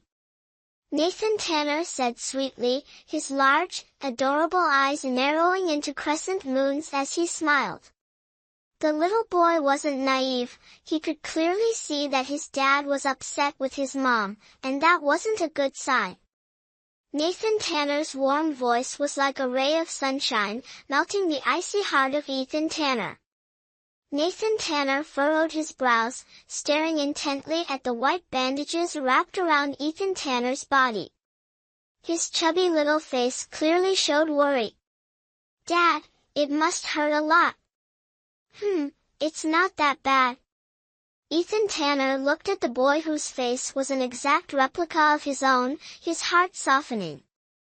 Dad, how about letting Mom stay to take care of you? Huh?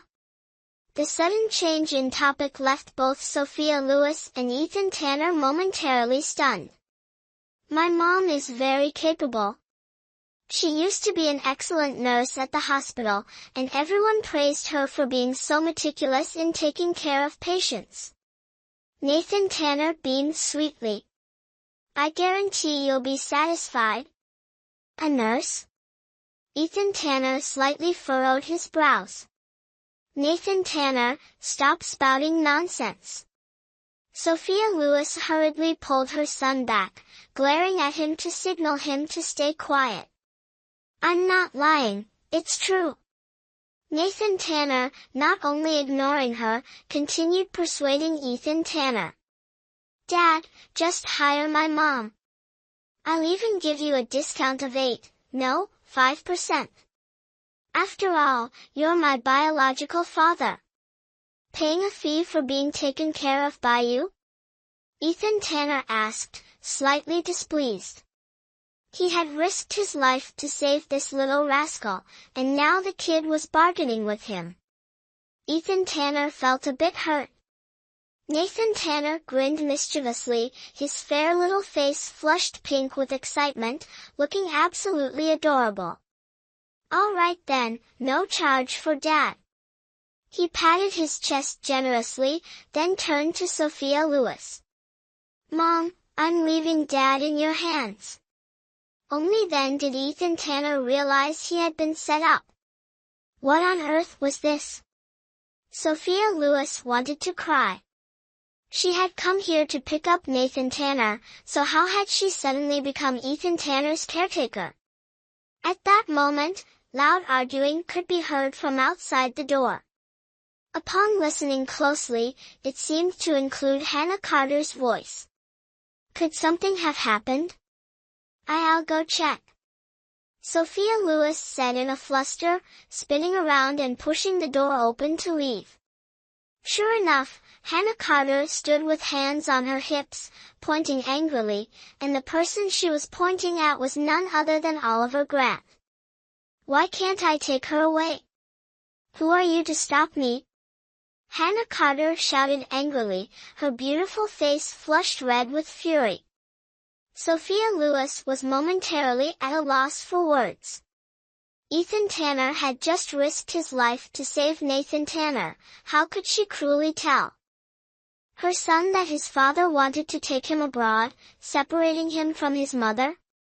She took a deep breath, bent down, and gently lifted her son's small face. Nathan Tanner, I'll explain to you later. Wouldn't it be better to explain right now? A cold male voice suddenly rang out, startling Sophia Lewis.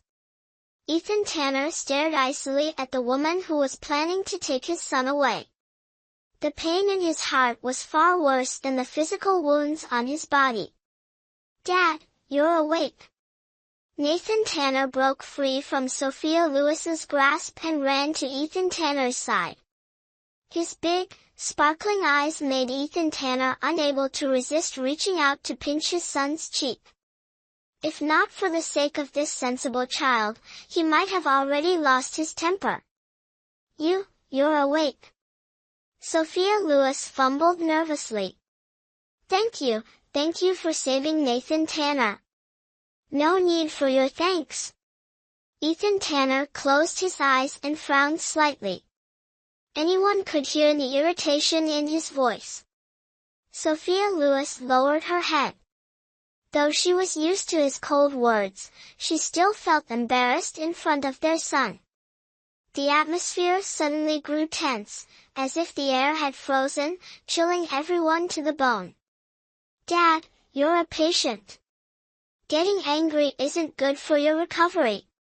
Nathan Tanner said sweetly, his large, adorable eyes narrowing into crescent moons as he smiled. The little boy wasn't naive, he could clearly see that his dad was upset with his mom, and that wasn't a good sign.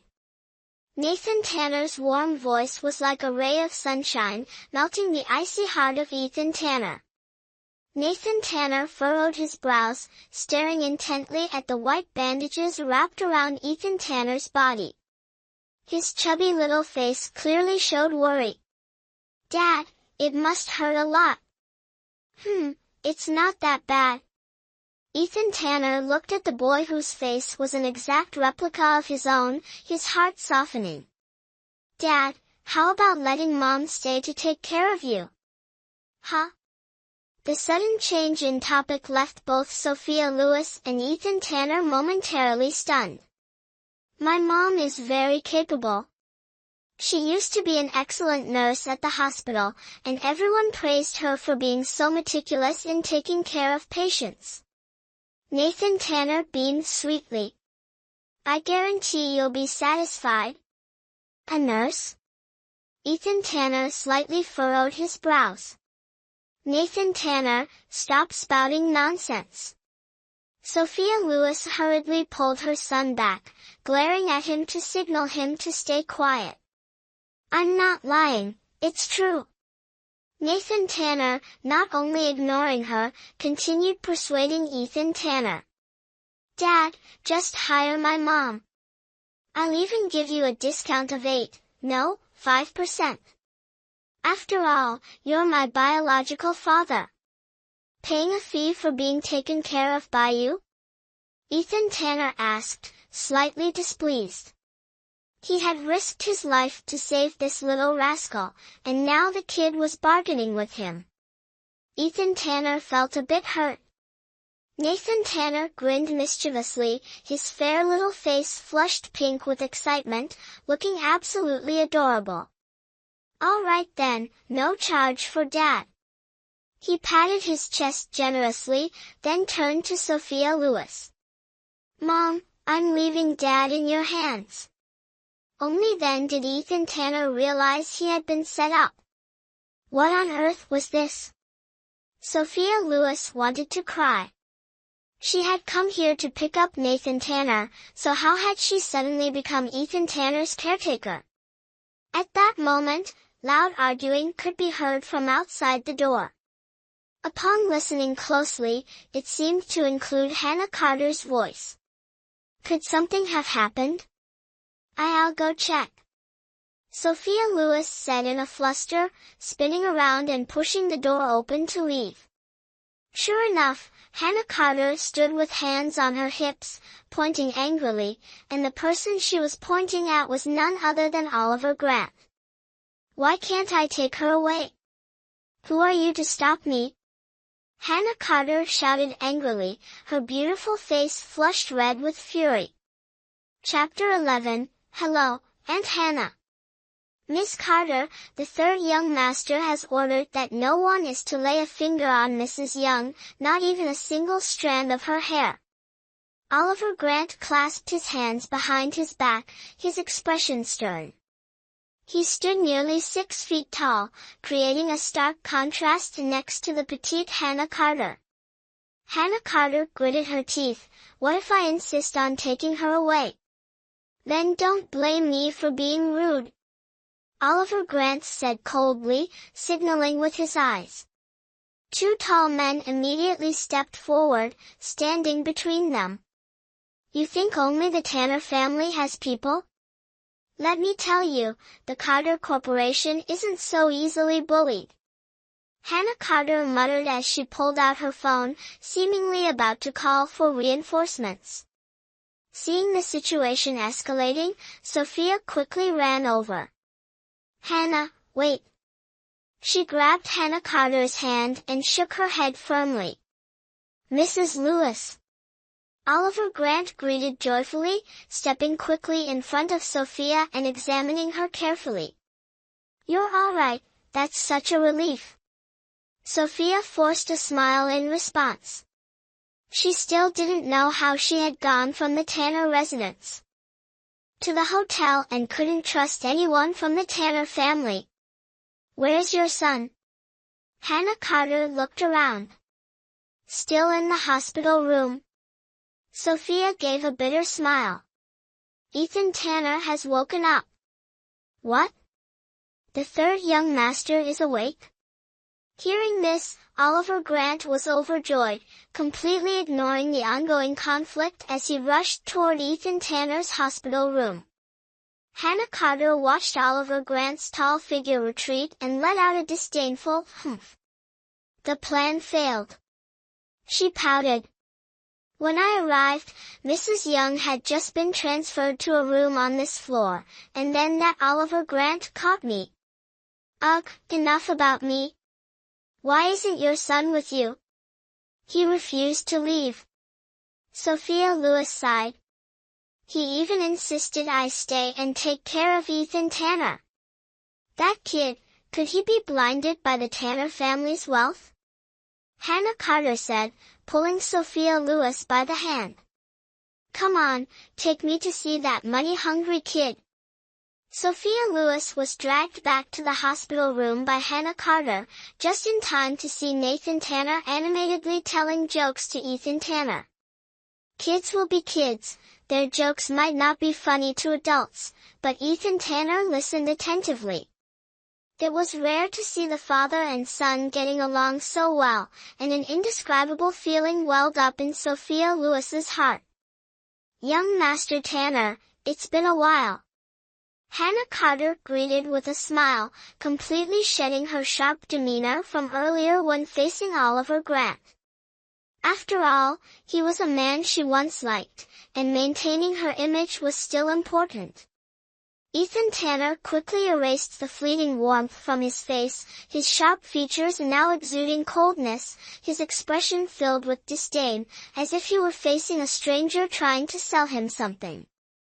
Hannah Carter couldn't help but sigh inwardly. She had thought Ethan Tanner was cold before, but now she realized he was utterly heartless. Luckily, she had withdrawn early and spared herself from wasting more feelings on him. For that, she had to thank Sophia Lewis. Who are you? Nathan Tanner skipped over to Hannah Carter, tilting his small head curiously. Oh my! Hannah Carter quickly covered her mouth, unable to suppress her exclamation of surprise. This little boy, he looked so much like Ethan Tanner. Like two peas in a pod, except the boy's brows weren't as sharp, and his face still carried the chubby innocence of childhood. When he grew up, he'd surely be even more handsome than his father. Nathan Tanner, this is your mom's good friend, Aunt Hannah. Seeing Hannah Carter hesitate to answer, Sophia Lewis quickly stepped in. Your Aunt Hannah? Nathan Tanner's large, starry eyes sparkled like gems, captivating everyone who looked at him. Hannah Carter was stunned, gazing at the little boy as if hypnotized, nodding her head. Nathan Tanner smiled, his fair face radiant, pink lips forming a charming pout, and dimples fleetingly appearing and disappearing. Mom often talks about you. Nathan Tanner giggled, squinting his eyes as he held Hannah Carter's hand and gently kissed the back of it. Official greetings. Hello, Aunt Hannah. Hannah Carter felt like her heart was about to explode. Oh, I'm going to die. She clutched her chest, gasping for breath. Sophia, I need some air. With that, she turned and dashed out of the hospital room. Hannah! Sophia Lewis called out in concern, chasing after her. Hannah Carter stood on the balcony, breathing heavily, her face as red as a beet. Sophia, what do I do? Your son has completely won me over. Hannah Carter looked at Sophia Lewis with a distressed expression, her eyes shimmering with the bashful glow typical of a young girl. Sophia Lewis was dumbstruck, as if struck by lightning. Goodness, how can a 3-year-old know how to flirt like that? Hannah Carter covered her face, her heart pounding. Sophia Lewis, Sophia, I'm not going to be your son's godmother anymore. How about we become in-laws instead? Hannah Carter suddenly grabbed Sophia Lewis's hand, speaking earnestly. Sophia Lewis chuckled helplessly. Hannah, let's wait until you have a daughter before discussing this, all right? Oh, right. Hannah Carter seemed to snap out of it and nodded. Perhaps the strong wind blowing through the balcony helped her regain her composure. Finally, Hannah Carter took a deep breath and calmed down. Sorry, I got a little carried away," Hannah Carter said, embarrassed to the point of wanting to disappear. "Ah, the curse of being perpetually single. Please understand." "Impossible." This time, it was Sophia Lewis's turn to be shocked. "Hannah, don't scare me. Isn't it all Ethan Tanner's fault? He's set my standards way too high." Hannah Carter sighed. Hearing this, Sophia Lewis fell silent. Ethan Tanner was the dreamboat among the wealthy socialites in Riverfield. Anyone who met him couldn't help but be captivated by his looks and charm. Both Hannah and Sophia had once admired Ethan Tanner, which had caused some awkward moments between them. Of course, Hannah Carter hadn't been as infatuated with Ethan Tanner as Sophia Lewis had been. For that reason, she felt it was only right to step aside for her best friend. Quietly, she withdrew and even helped Sophia create opportunities to meet Ethan. In fact, during the successful theft incident at the bar that night, Hannah Carter had played an indispensable role. Ah, Ethan Tanner really lucked out, ending up with such a sweet son. Hannah Carter sighed dramatically, her face filled with regret, as if her treasure had been stolen. "By the way, Sophia, are you really planning to stay and take care of him?" "I don't want to." Sophia Lewis groaned, clearly exasperated. "But Nathan Tanner insists on it. I can't bear to upset him." "Then just stay." Hannah Carter leaned against the balcony railing, winking at her friend. "But, I'm scared." Sophia Lewis hesitated. "How about this, during the day you stay here to take care of him, and at night, bring Nathan Tanner to my house. That way, it will be safer." Chapter 12, Personal Caregiver. At this point, it seems there was no other choice. Sophia Lewis had no option but to nod in agreement. The two returned to the hospital room. Ethan Tanner's overwhelming presence caused Hannah Carter, who was usually full of confidence, to falter slightly. Ethan Tanner was already sitting up. Despite wearing an outer coat, it didn't seem to provide much warmth. The thick layers of bandages wrapped around him were startling to behold. "Mr. Tanner, let's discuss something, shall we?" Hannah Carter, wrapping her arm around Sophia Lewis's waist, smiled and said, "Sophia and I haven't seen each other in years. We need more time to catch up. During the day, she's all yours to command however you like, but at night, can she stay at my place?" This was the perfect example of what it meant to receive a cold shoulder despite offering warmth. Ethan Tanner completely ignored Hannah Carter's words, as if he hadn't heard her at all. His gaze remained fixed on Nathan Tanner, who was sprawled on the bed, engrossed in his drawing. That side profile, so strikingly handsome it could make anyone envious and indignant. His expression, although seemingly aloof, carried an indescribable hint of gentleness. The atmosphere suddenly turned chillingly cold. Ethan Tanner clearly had no intention of responding, leaving it to Oliver Grant to step in and mediate.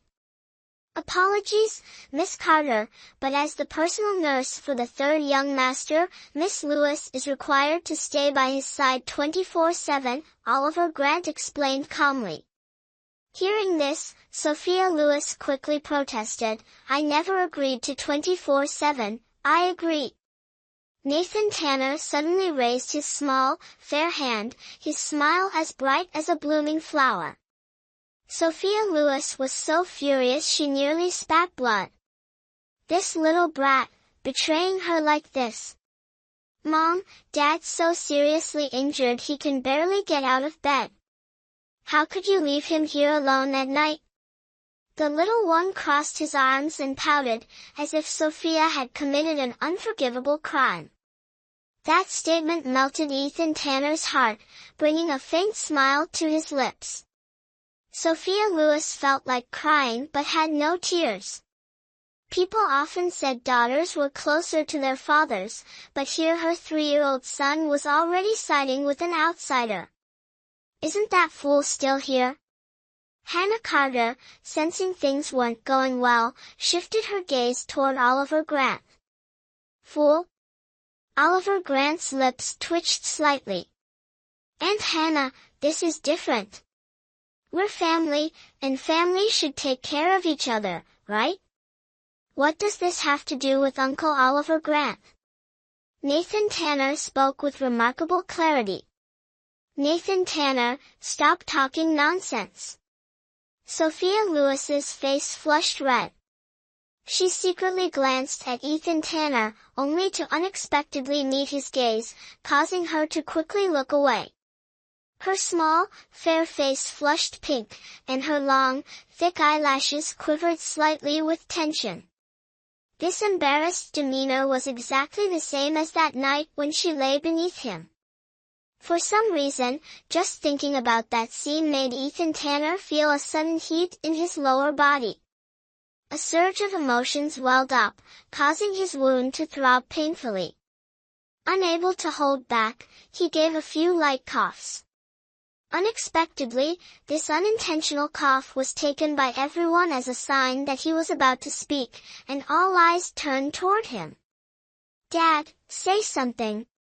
Nathan Tanner looked at Ethan Tanner with anticipation. If she wants to stay, she'll stay. Talking more is useless. This cold remark extinguished the glimmer of hope that had just sparked in Sophia Lewis's heart. Nathan Tanner was truly furious, thinking, how could his father be so oblivious? The atmosphere grew chilly once more, to the point that when the phone rang, Oliver Grant quickly left the hospital room as if fleeing.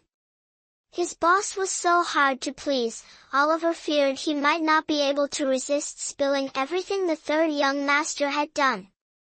Answering the call, Oliver Grant's expression gradually turned serious.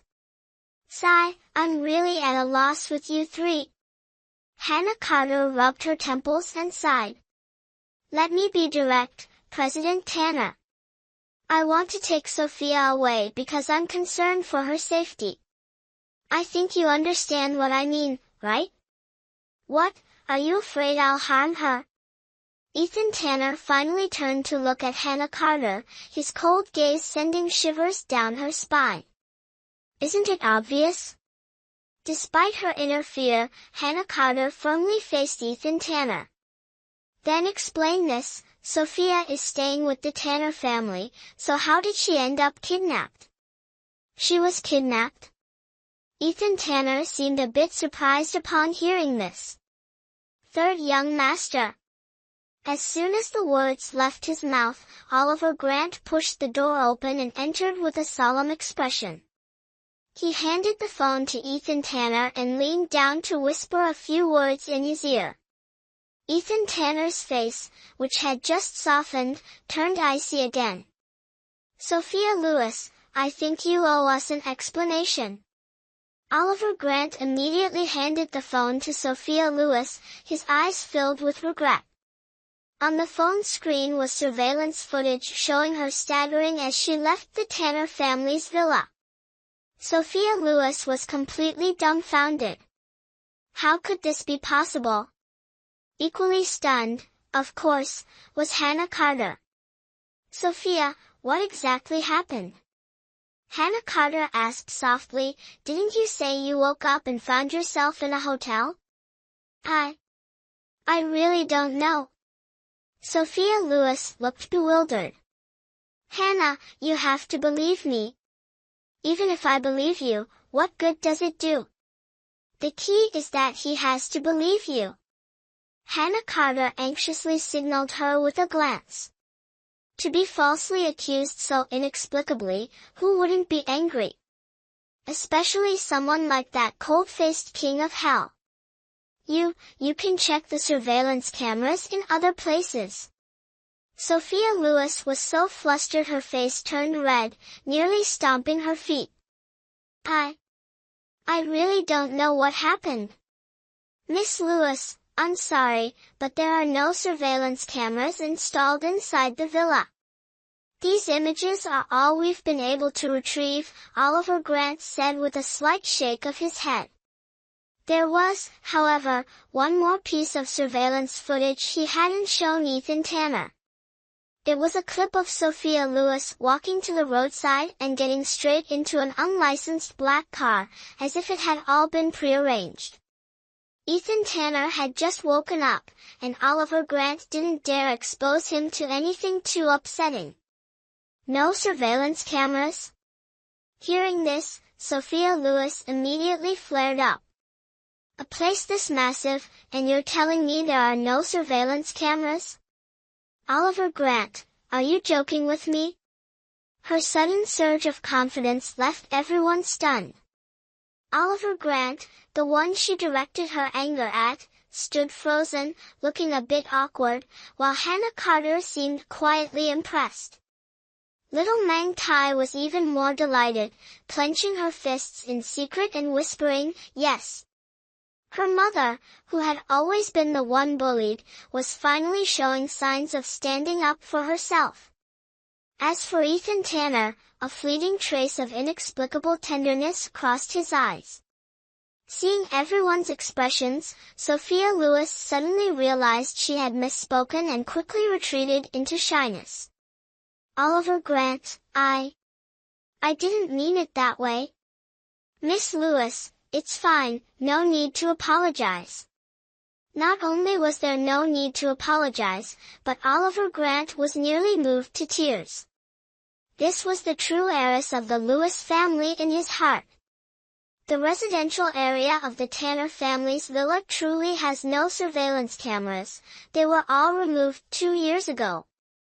Even the electric grid installed outside the walls. That's why the third young master dug a river outside to raise man-eating fish. Oliver Grant patiently explained. Chapter 13, Drugged. Sophia Lewis was stunned. Oliver Grant didn't say anything, but she had truly forgotten. Her impression of this villa was that it was a completely desolate place. Apart from the iron fence and the iron bars, she had once complained that living here was no different from being in prison. No wonder she always felt something was off. But Ethan Tanner wasn't known for being someone who changed easily, was he? Why had he suddenly done so now? Oliver Grant. Ethan Tanner suddenly spoke, his face cold and emotionless. Take her blood for testing. Oliver Grant seemed to understand immediately, nodded, and quickly went to find a doctor. Why on earth do you need to test my blood? Sophia Lewis pouted, muttering under her breath. Oh my goodness, my dear lady, could you speak up a little louder? Hannah Carter exclaimed, clearly exasperated. It was like the emperor wasn't anxious, but the eunuch was. Seeing Sophia's fighting spirit dimming, Hannah wished she could pour 2 barrels of gasoline to ignite it again. Nathan Tanner nodded repeatedly, feeling helpless about his mother's behavior. Come on, Mom. You can't back down. Otherwise, your position in the family might waver in the future. Seeing Sophia Lewis revert to her usual demeanor, Ethan Tanner suddenly felt irritated. He closed his eyes and turned his face away. Mom, Dad must be asking for the blood test because he's worried about you. Nathan Tanner stepped in, his clear and innocent childlike voice breaking the stalemate between his parents. When I was little and got sick, didn't you also take me to the hospital for a blood test? Dad must think there's something wrong with you. When you were little? Hearing this, Hannah Carter burst out laughing. Nathan Tanner, you're so young, and you dare to claim you were little before? What's wrong with that? Nathan Tanner tilted his head, calmly retorting, isn't little or big relative? When I say, when I was little, I mean smaller than I am now, not compared to adults. Flawless logic. Hannah Carter was left speechless. Indeed, blood relations are reliable. No need for long explanations, the boy's single sentence clarified his intent. Ethan Tanner was very satisfied. However, being accustomed to his cold demeanor, he didn't show it outwardly. Before long, Oliver Grant brought in the doctor. The doctor quickly drew a vial of blood from Sophia Lewis's vein, said nothing, and hurriedly left. Sophia Lewis felt uneasy. She couldn't figure out what Ethan Tanner was planning. "Mom, don't worry. Dad won't hurt you." Nathan Tanner nestled against Sophia Lewis's side, his soft and sweet voice melting hearts. Hannah Carter was about to lose her mind.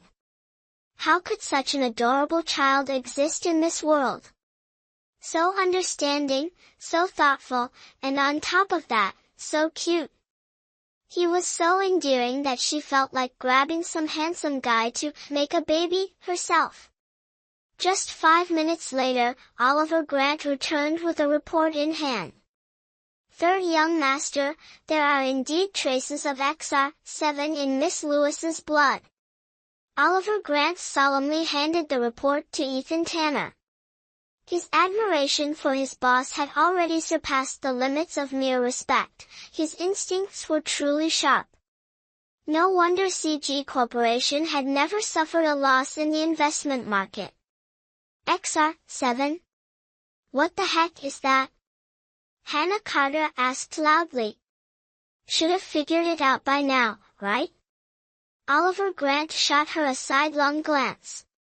It's an upgraded version of obedience water.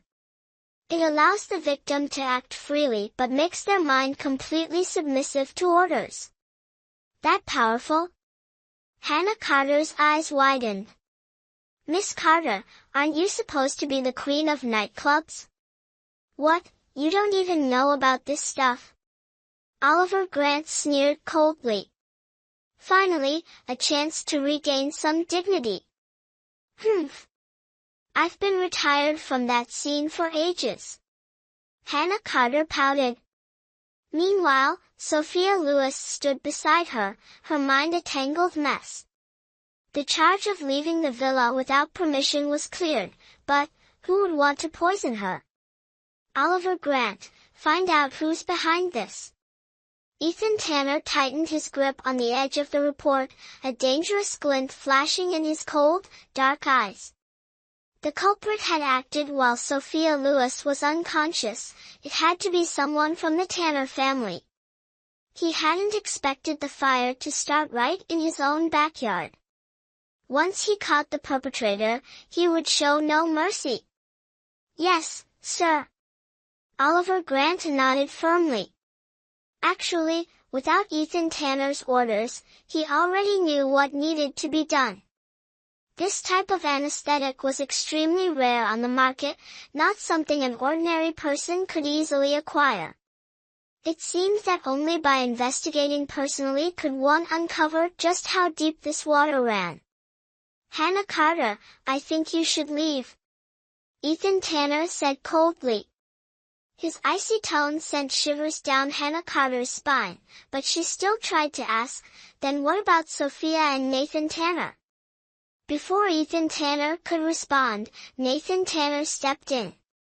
Aunt Hannah, don't worry about me and Mommy. Nathan Tanner grabbed Hannah Carter's hand gallantly, leading her to the door. With me protecting Mommy, no one would dare harm her.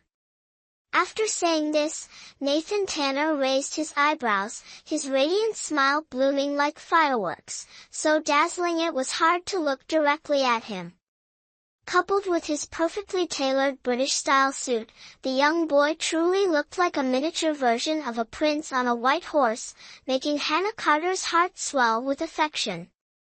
All right, whatever you say, Hannah Carter smiled foolishly, letting Nathan Tanner lead her out of the hospital room. Well then, see you later, Auntie. Nathan Tanner waved at Hannah Carter with a bright smile before slamming the door shut with a loud bang and quickly locking it. Huh? Hannah Carter finally snapped out of her daze, stomped her foot helplessly, and turned to leave. Now, at last, it was just the three of them, family. Nathan Tanner skipped over to Ethan Tanner, proudly tilting his small face up. Dad, how did I do? Wasn't I great?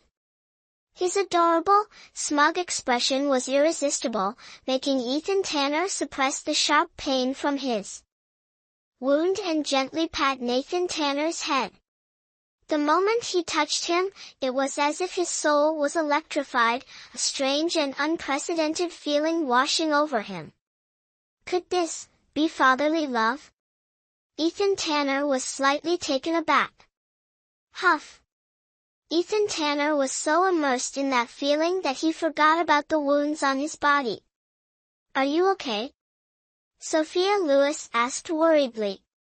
If she had been injured as severely as this, she would have been lying flat on the bed pretending to be dead long ago. Seeing Ethan Tanner's complexion, which had just improved, turn pale again, her heart ached like being pricked by needles. Water. Ethan Tanner casually responded, pulling his hand back. Oh, okay.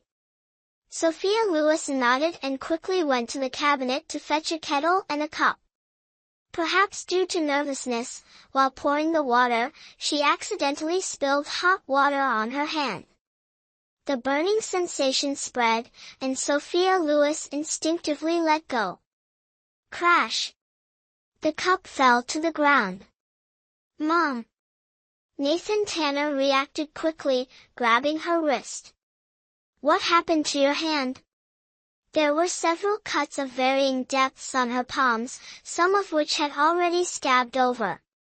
Nathan Tanner, Mom's fine, it's just a little accident. Sophia Lewis forced a smile. She didn't dare tell her son that these wounds were caused by worrying about both father and son. Chapter 14, How many men have you served? We need to see a doctor. Such beautiful hands of yours, Mom, it'd be such a pity if they scar. Nathan Tanner frowned, his chubby little face showing concern. Sophia Lewis's heart felt like it was melting.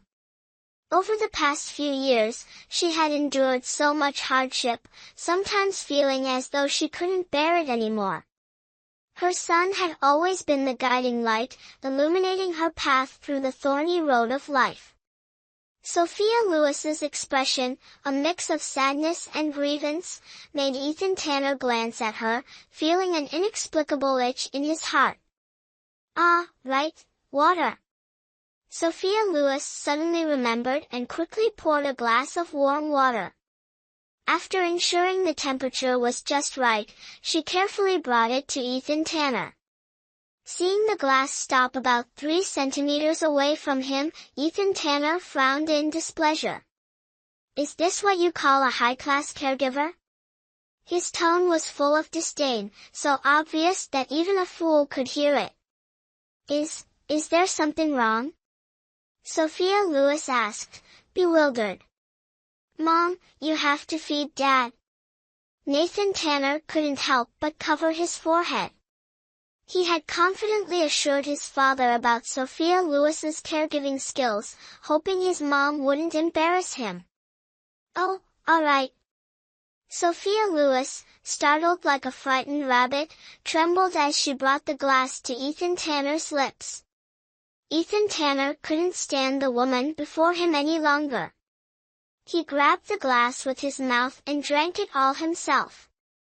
Dad, do you need to go to the bathroom? Mom's very strong, she can help you in there. Nathan Tanner tilted his head, blinking his phoenix-shaped eyes at Ethan Tanner, wishing he could showcase all of Sophia Lewis's talents. Are you seriously planning to help someone go to the bathroom? Ethan Tanner looked visibly annoyed. Of course. That's part of being a caregiver, you have to do everything. Sophia Lewis blurted out. Her words only made Ethan Tanner more irritated. An image of her undressing another man involuntarily popped into his mind, making his chest tighten uncomfortably. "Dad, don't worry. Mom only takes care of elderly grandpas and grandmas." Nathan Tanner, as if reading Ethan Tanner's thoughts, quickly added. "Humph, why would I be worried?" Ethan Tanner averted his eyes. "If no one mentions it, it's fine, but as soon as it's brought up, the tension in the lower abdomen becomes noticeable. Sophia Lewis, help me up." "Huh? Oh." Although her reaction was slightly delayed, luckily, she managed to respond to the Great Demon King's request before he got angry. Without hesitation, she reached out to support Ethan Tanner's arm. But even such a light touch made Ethan Tanner's face turn pale. "Sophia Lewis, don't you know my arm is injured?" He held his breath, trying to stay calm, while casting a disdainful glance at his son. "Is this what you call your trump card?" "Humph," Nathan Tanner furrowed his brows. He truly couldn't understand. His mother was obviously skilled at taking care of others, so why did it seem like she malfunctioned when dealing with his father? Everything seemed wrong. "Mom, you can do it." Nathan Tanner silently cheered for Sophia Lewis. Sophia Lewis had no idea about the exchange of glances between father and son. Ethan Tanner's earlier words had scared her out of her wits. "Yes, I'm sorry."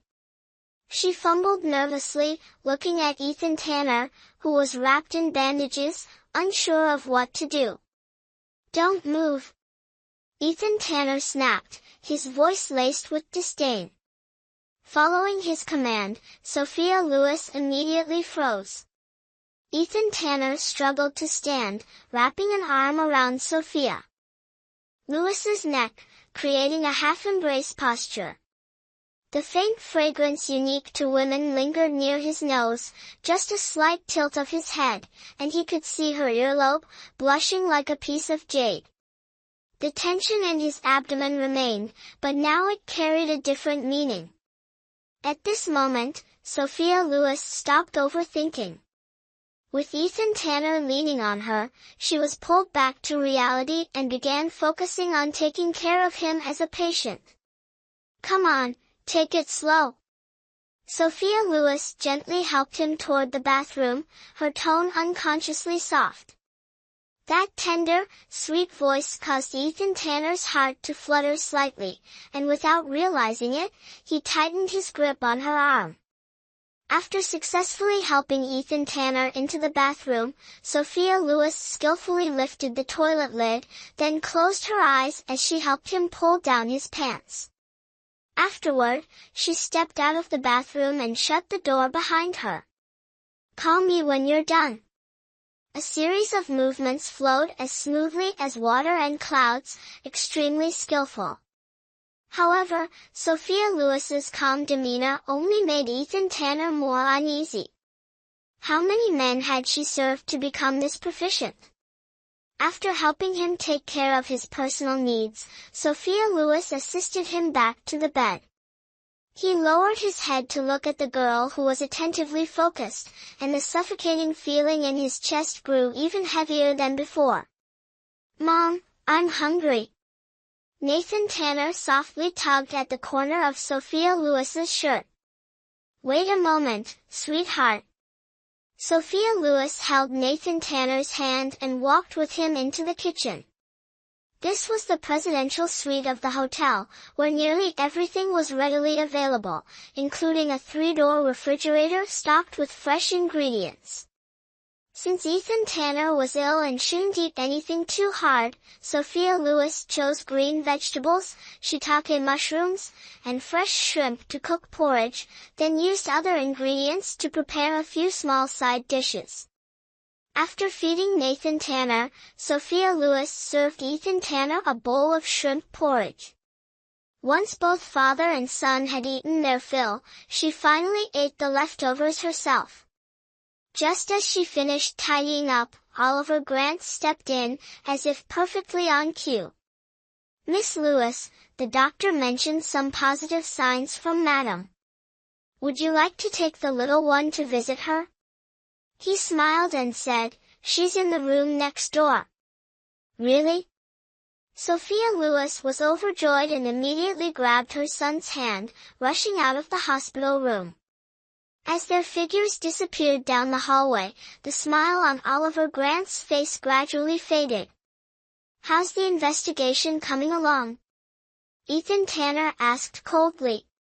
"Everyone working in the private estate has been interrogated individually, but so far, no leads have surfaced," Oliver Grant reported while handing over the collected documents to Ethan Tanner. "The unregistered car spotted on the surveillance cameras has been located, abandoned by the highway. Currently, all we know is that the driver was a man in his early 20s. "And then?" Ethan Tanner frowned. "That's all. However, third young master, all the information about Mrs. Lewis's activities over the past 4 years is included here." Oliver Grant quickly flipped to the following pages. The case of Sophia Lewis being drugged and kidnapped was even more complicated than he had anticipated. He hadn't expected to find no clues whatsoever at the private estate. But at the airport, he managed to gather some useful information. The kidnappers seemed to have connections to the Tanner family.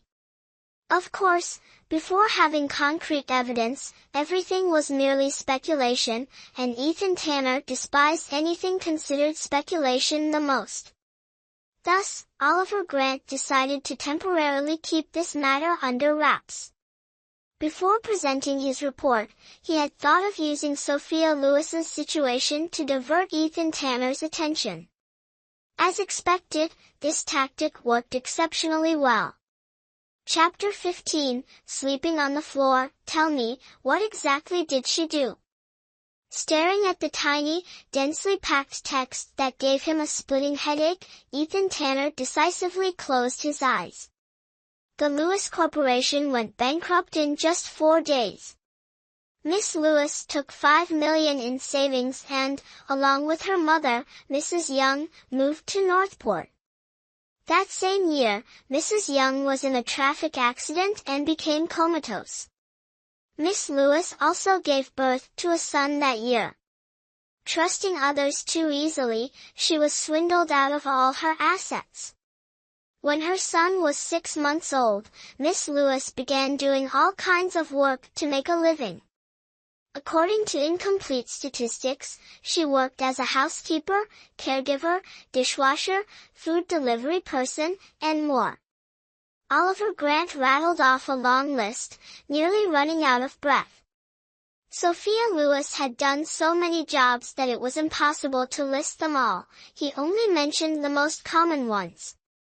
Jobs like dog walking or pretending to be someone's girlfriend during the holidays, he didn't dare include those.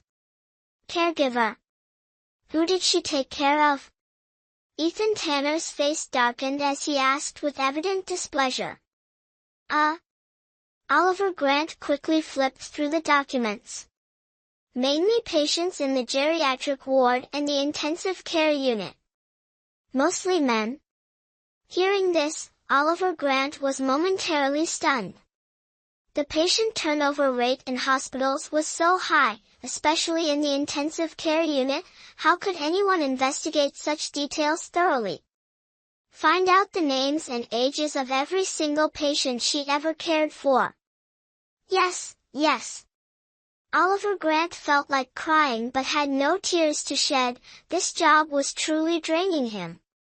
Thankfully, the matter of pretending to be a girlfriend hadn't been exposed yet. Otherwise, the tasks awaiting him would only increase, not decrease. When did she and Michael Gray meet? The moment this name was mentioned, Ethan Tanner's expression darkened, and his tone turned colder. At that time, Mrs. Lewis couldn't afford the medical expenses, so she transferred Mrs. Young to a nursing home in Northport. Coincidentally, Michael Gray was in charge of the conglomerate's nursing home project. He visited the site for inspection last March, probably then. Oliver Grant chose his words carefully, fearing that one wrong word might provoke Ethan Tanner's anger. The CG conglomerate's nursing home system was merely a public relations project, handed over entirely to Michael Gray. Who would have thought he'd exploit a loophole in this project? Reassign the West African Railway project to Michael Gray. Huh? Oliver Grant was momentarily stunned. But before he could finish, a cold glint flashed in Ethan Tanner's eyes, prompting him to instinctively shut his mouth. Changing the project lead midway would cost tens of millions in breach of contract fees. It seemed the third young master was determined to bring down this scoundrel. Oh, by the way, third young master, the rooms for Mrs. Lewis and the young master have been prepared, right across from your ward. Oliver Grant hurriedly changed the subject. Who told you to prepare rooms for them? Another icy glare followed. Oliver Grant stammered, then where should they? Nathan Tanner will sleep in the small room. As for Sophia Lewis. Ethan Tanner hesitated. She'll sleep on the floor. Oliver Grant. It was well known that his boss couldn't tolerate being disturbed while sleeping. For years, he had maintained a strict rule of no living beings within a 20-meter radius at night. And yet, the power of love was truly extraordinary. Of course, Oliver Grant claiming that Margaret Young was feeling better was merely an excuse to get Sophia Lewis and her son to leave. He had even instructed the attending physician to lie a little to smooth things over. However, he didn't anticipate the doctor's clumsy response, which Nathan Tanner quickly caught onto. Just a few probing questions from Nathan were enough to expose the deceit, revealing Oliver Grant as the mastermind and leaving Sophia Lewis disappointed. As soon as they returned to Ethan Tanner's hospital room, Nathan Tanner slapped Oliver Grant, who was crouched on the ground tidying up the bed. What are you doing, young master? Oliver Grant asked, bewildered. Although a slap from a child didn't hurt much, Nathan Tanner's aggressive demeanor startled him. Lying deserves a punishment. Nathan Tanner pouted, crossing his arms.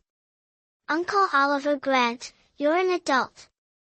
How could you lie to a kid? Well, maybe I misheard. Oliver Grant stammered, cold sweat dripping down his back. The doctor already confessed. It's obvious you told him to lie. Nathan Tanner bluntly exposed him without hesitation. Oliver Grant, he wanted to take back everything he'd just said. Dealing with this little boss was no easier than handling his father. Nathan Tanner, don't be like that. Sophia Lewis gently pulled Nathan closer to her, her gaze falling on the blanket on the floor. Her eyes widened in surprise. The third young master said you'd be sleeping here tonight, and Nathan Tanner will sleep in the small adjoining room, Oliver Grant quickly explained. All right, I understand. Sophia Lewis didn't argue since it was clearly Ethan Tanner's order, and she didn't want to make things difficult for Oliver Grant. But I don't have any clothes to change into. Sophia Lewis blushed. After an entire day of running around, her clothes were soaked with sweat. She couldn't bear the thought of sleeping while feeling so uncomfortable. Oliver Grant looked awkwardly at Ethan Tanner. Although the Tanner family's villa had everything, now that a mole had been exposed, going back to retrieve items was clearly not a wise choice. Take her shopping. Don't waste too much time. Ethan Tanner, who had been paying attention to their conversation, suddenly spoke up. Was this permission for her to leave? Sophia Lewis secretly rejoiced and reached out to pull Nathan Tanner. The kid stays. Ethan. Tanner shot a sharp glance at Sophia Lewis. Mom, come back quickly. Nathan Tanner dodged Sophia Lewis's hand, ran to the other side of the hospital bed, and blinked his big eyes at her. Dad and I will wait for you to return. Sophia Lewis was so furious she could die. After struggling to get a chance to go out, that bratty kid refused to cooperate at all. With no other choice, she abandoned her thoughts of escaping once more and obediently got into Oliver Grant's car.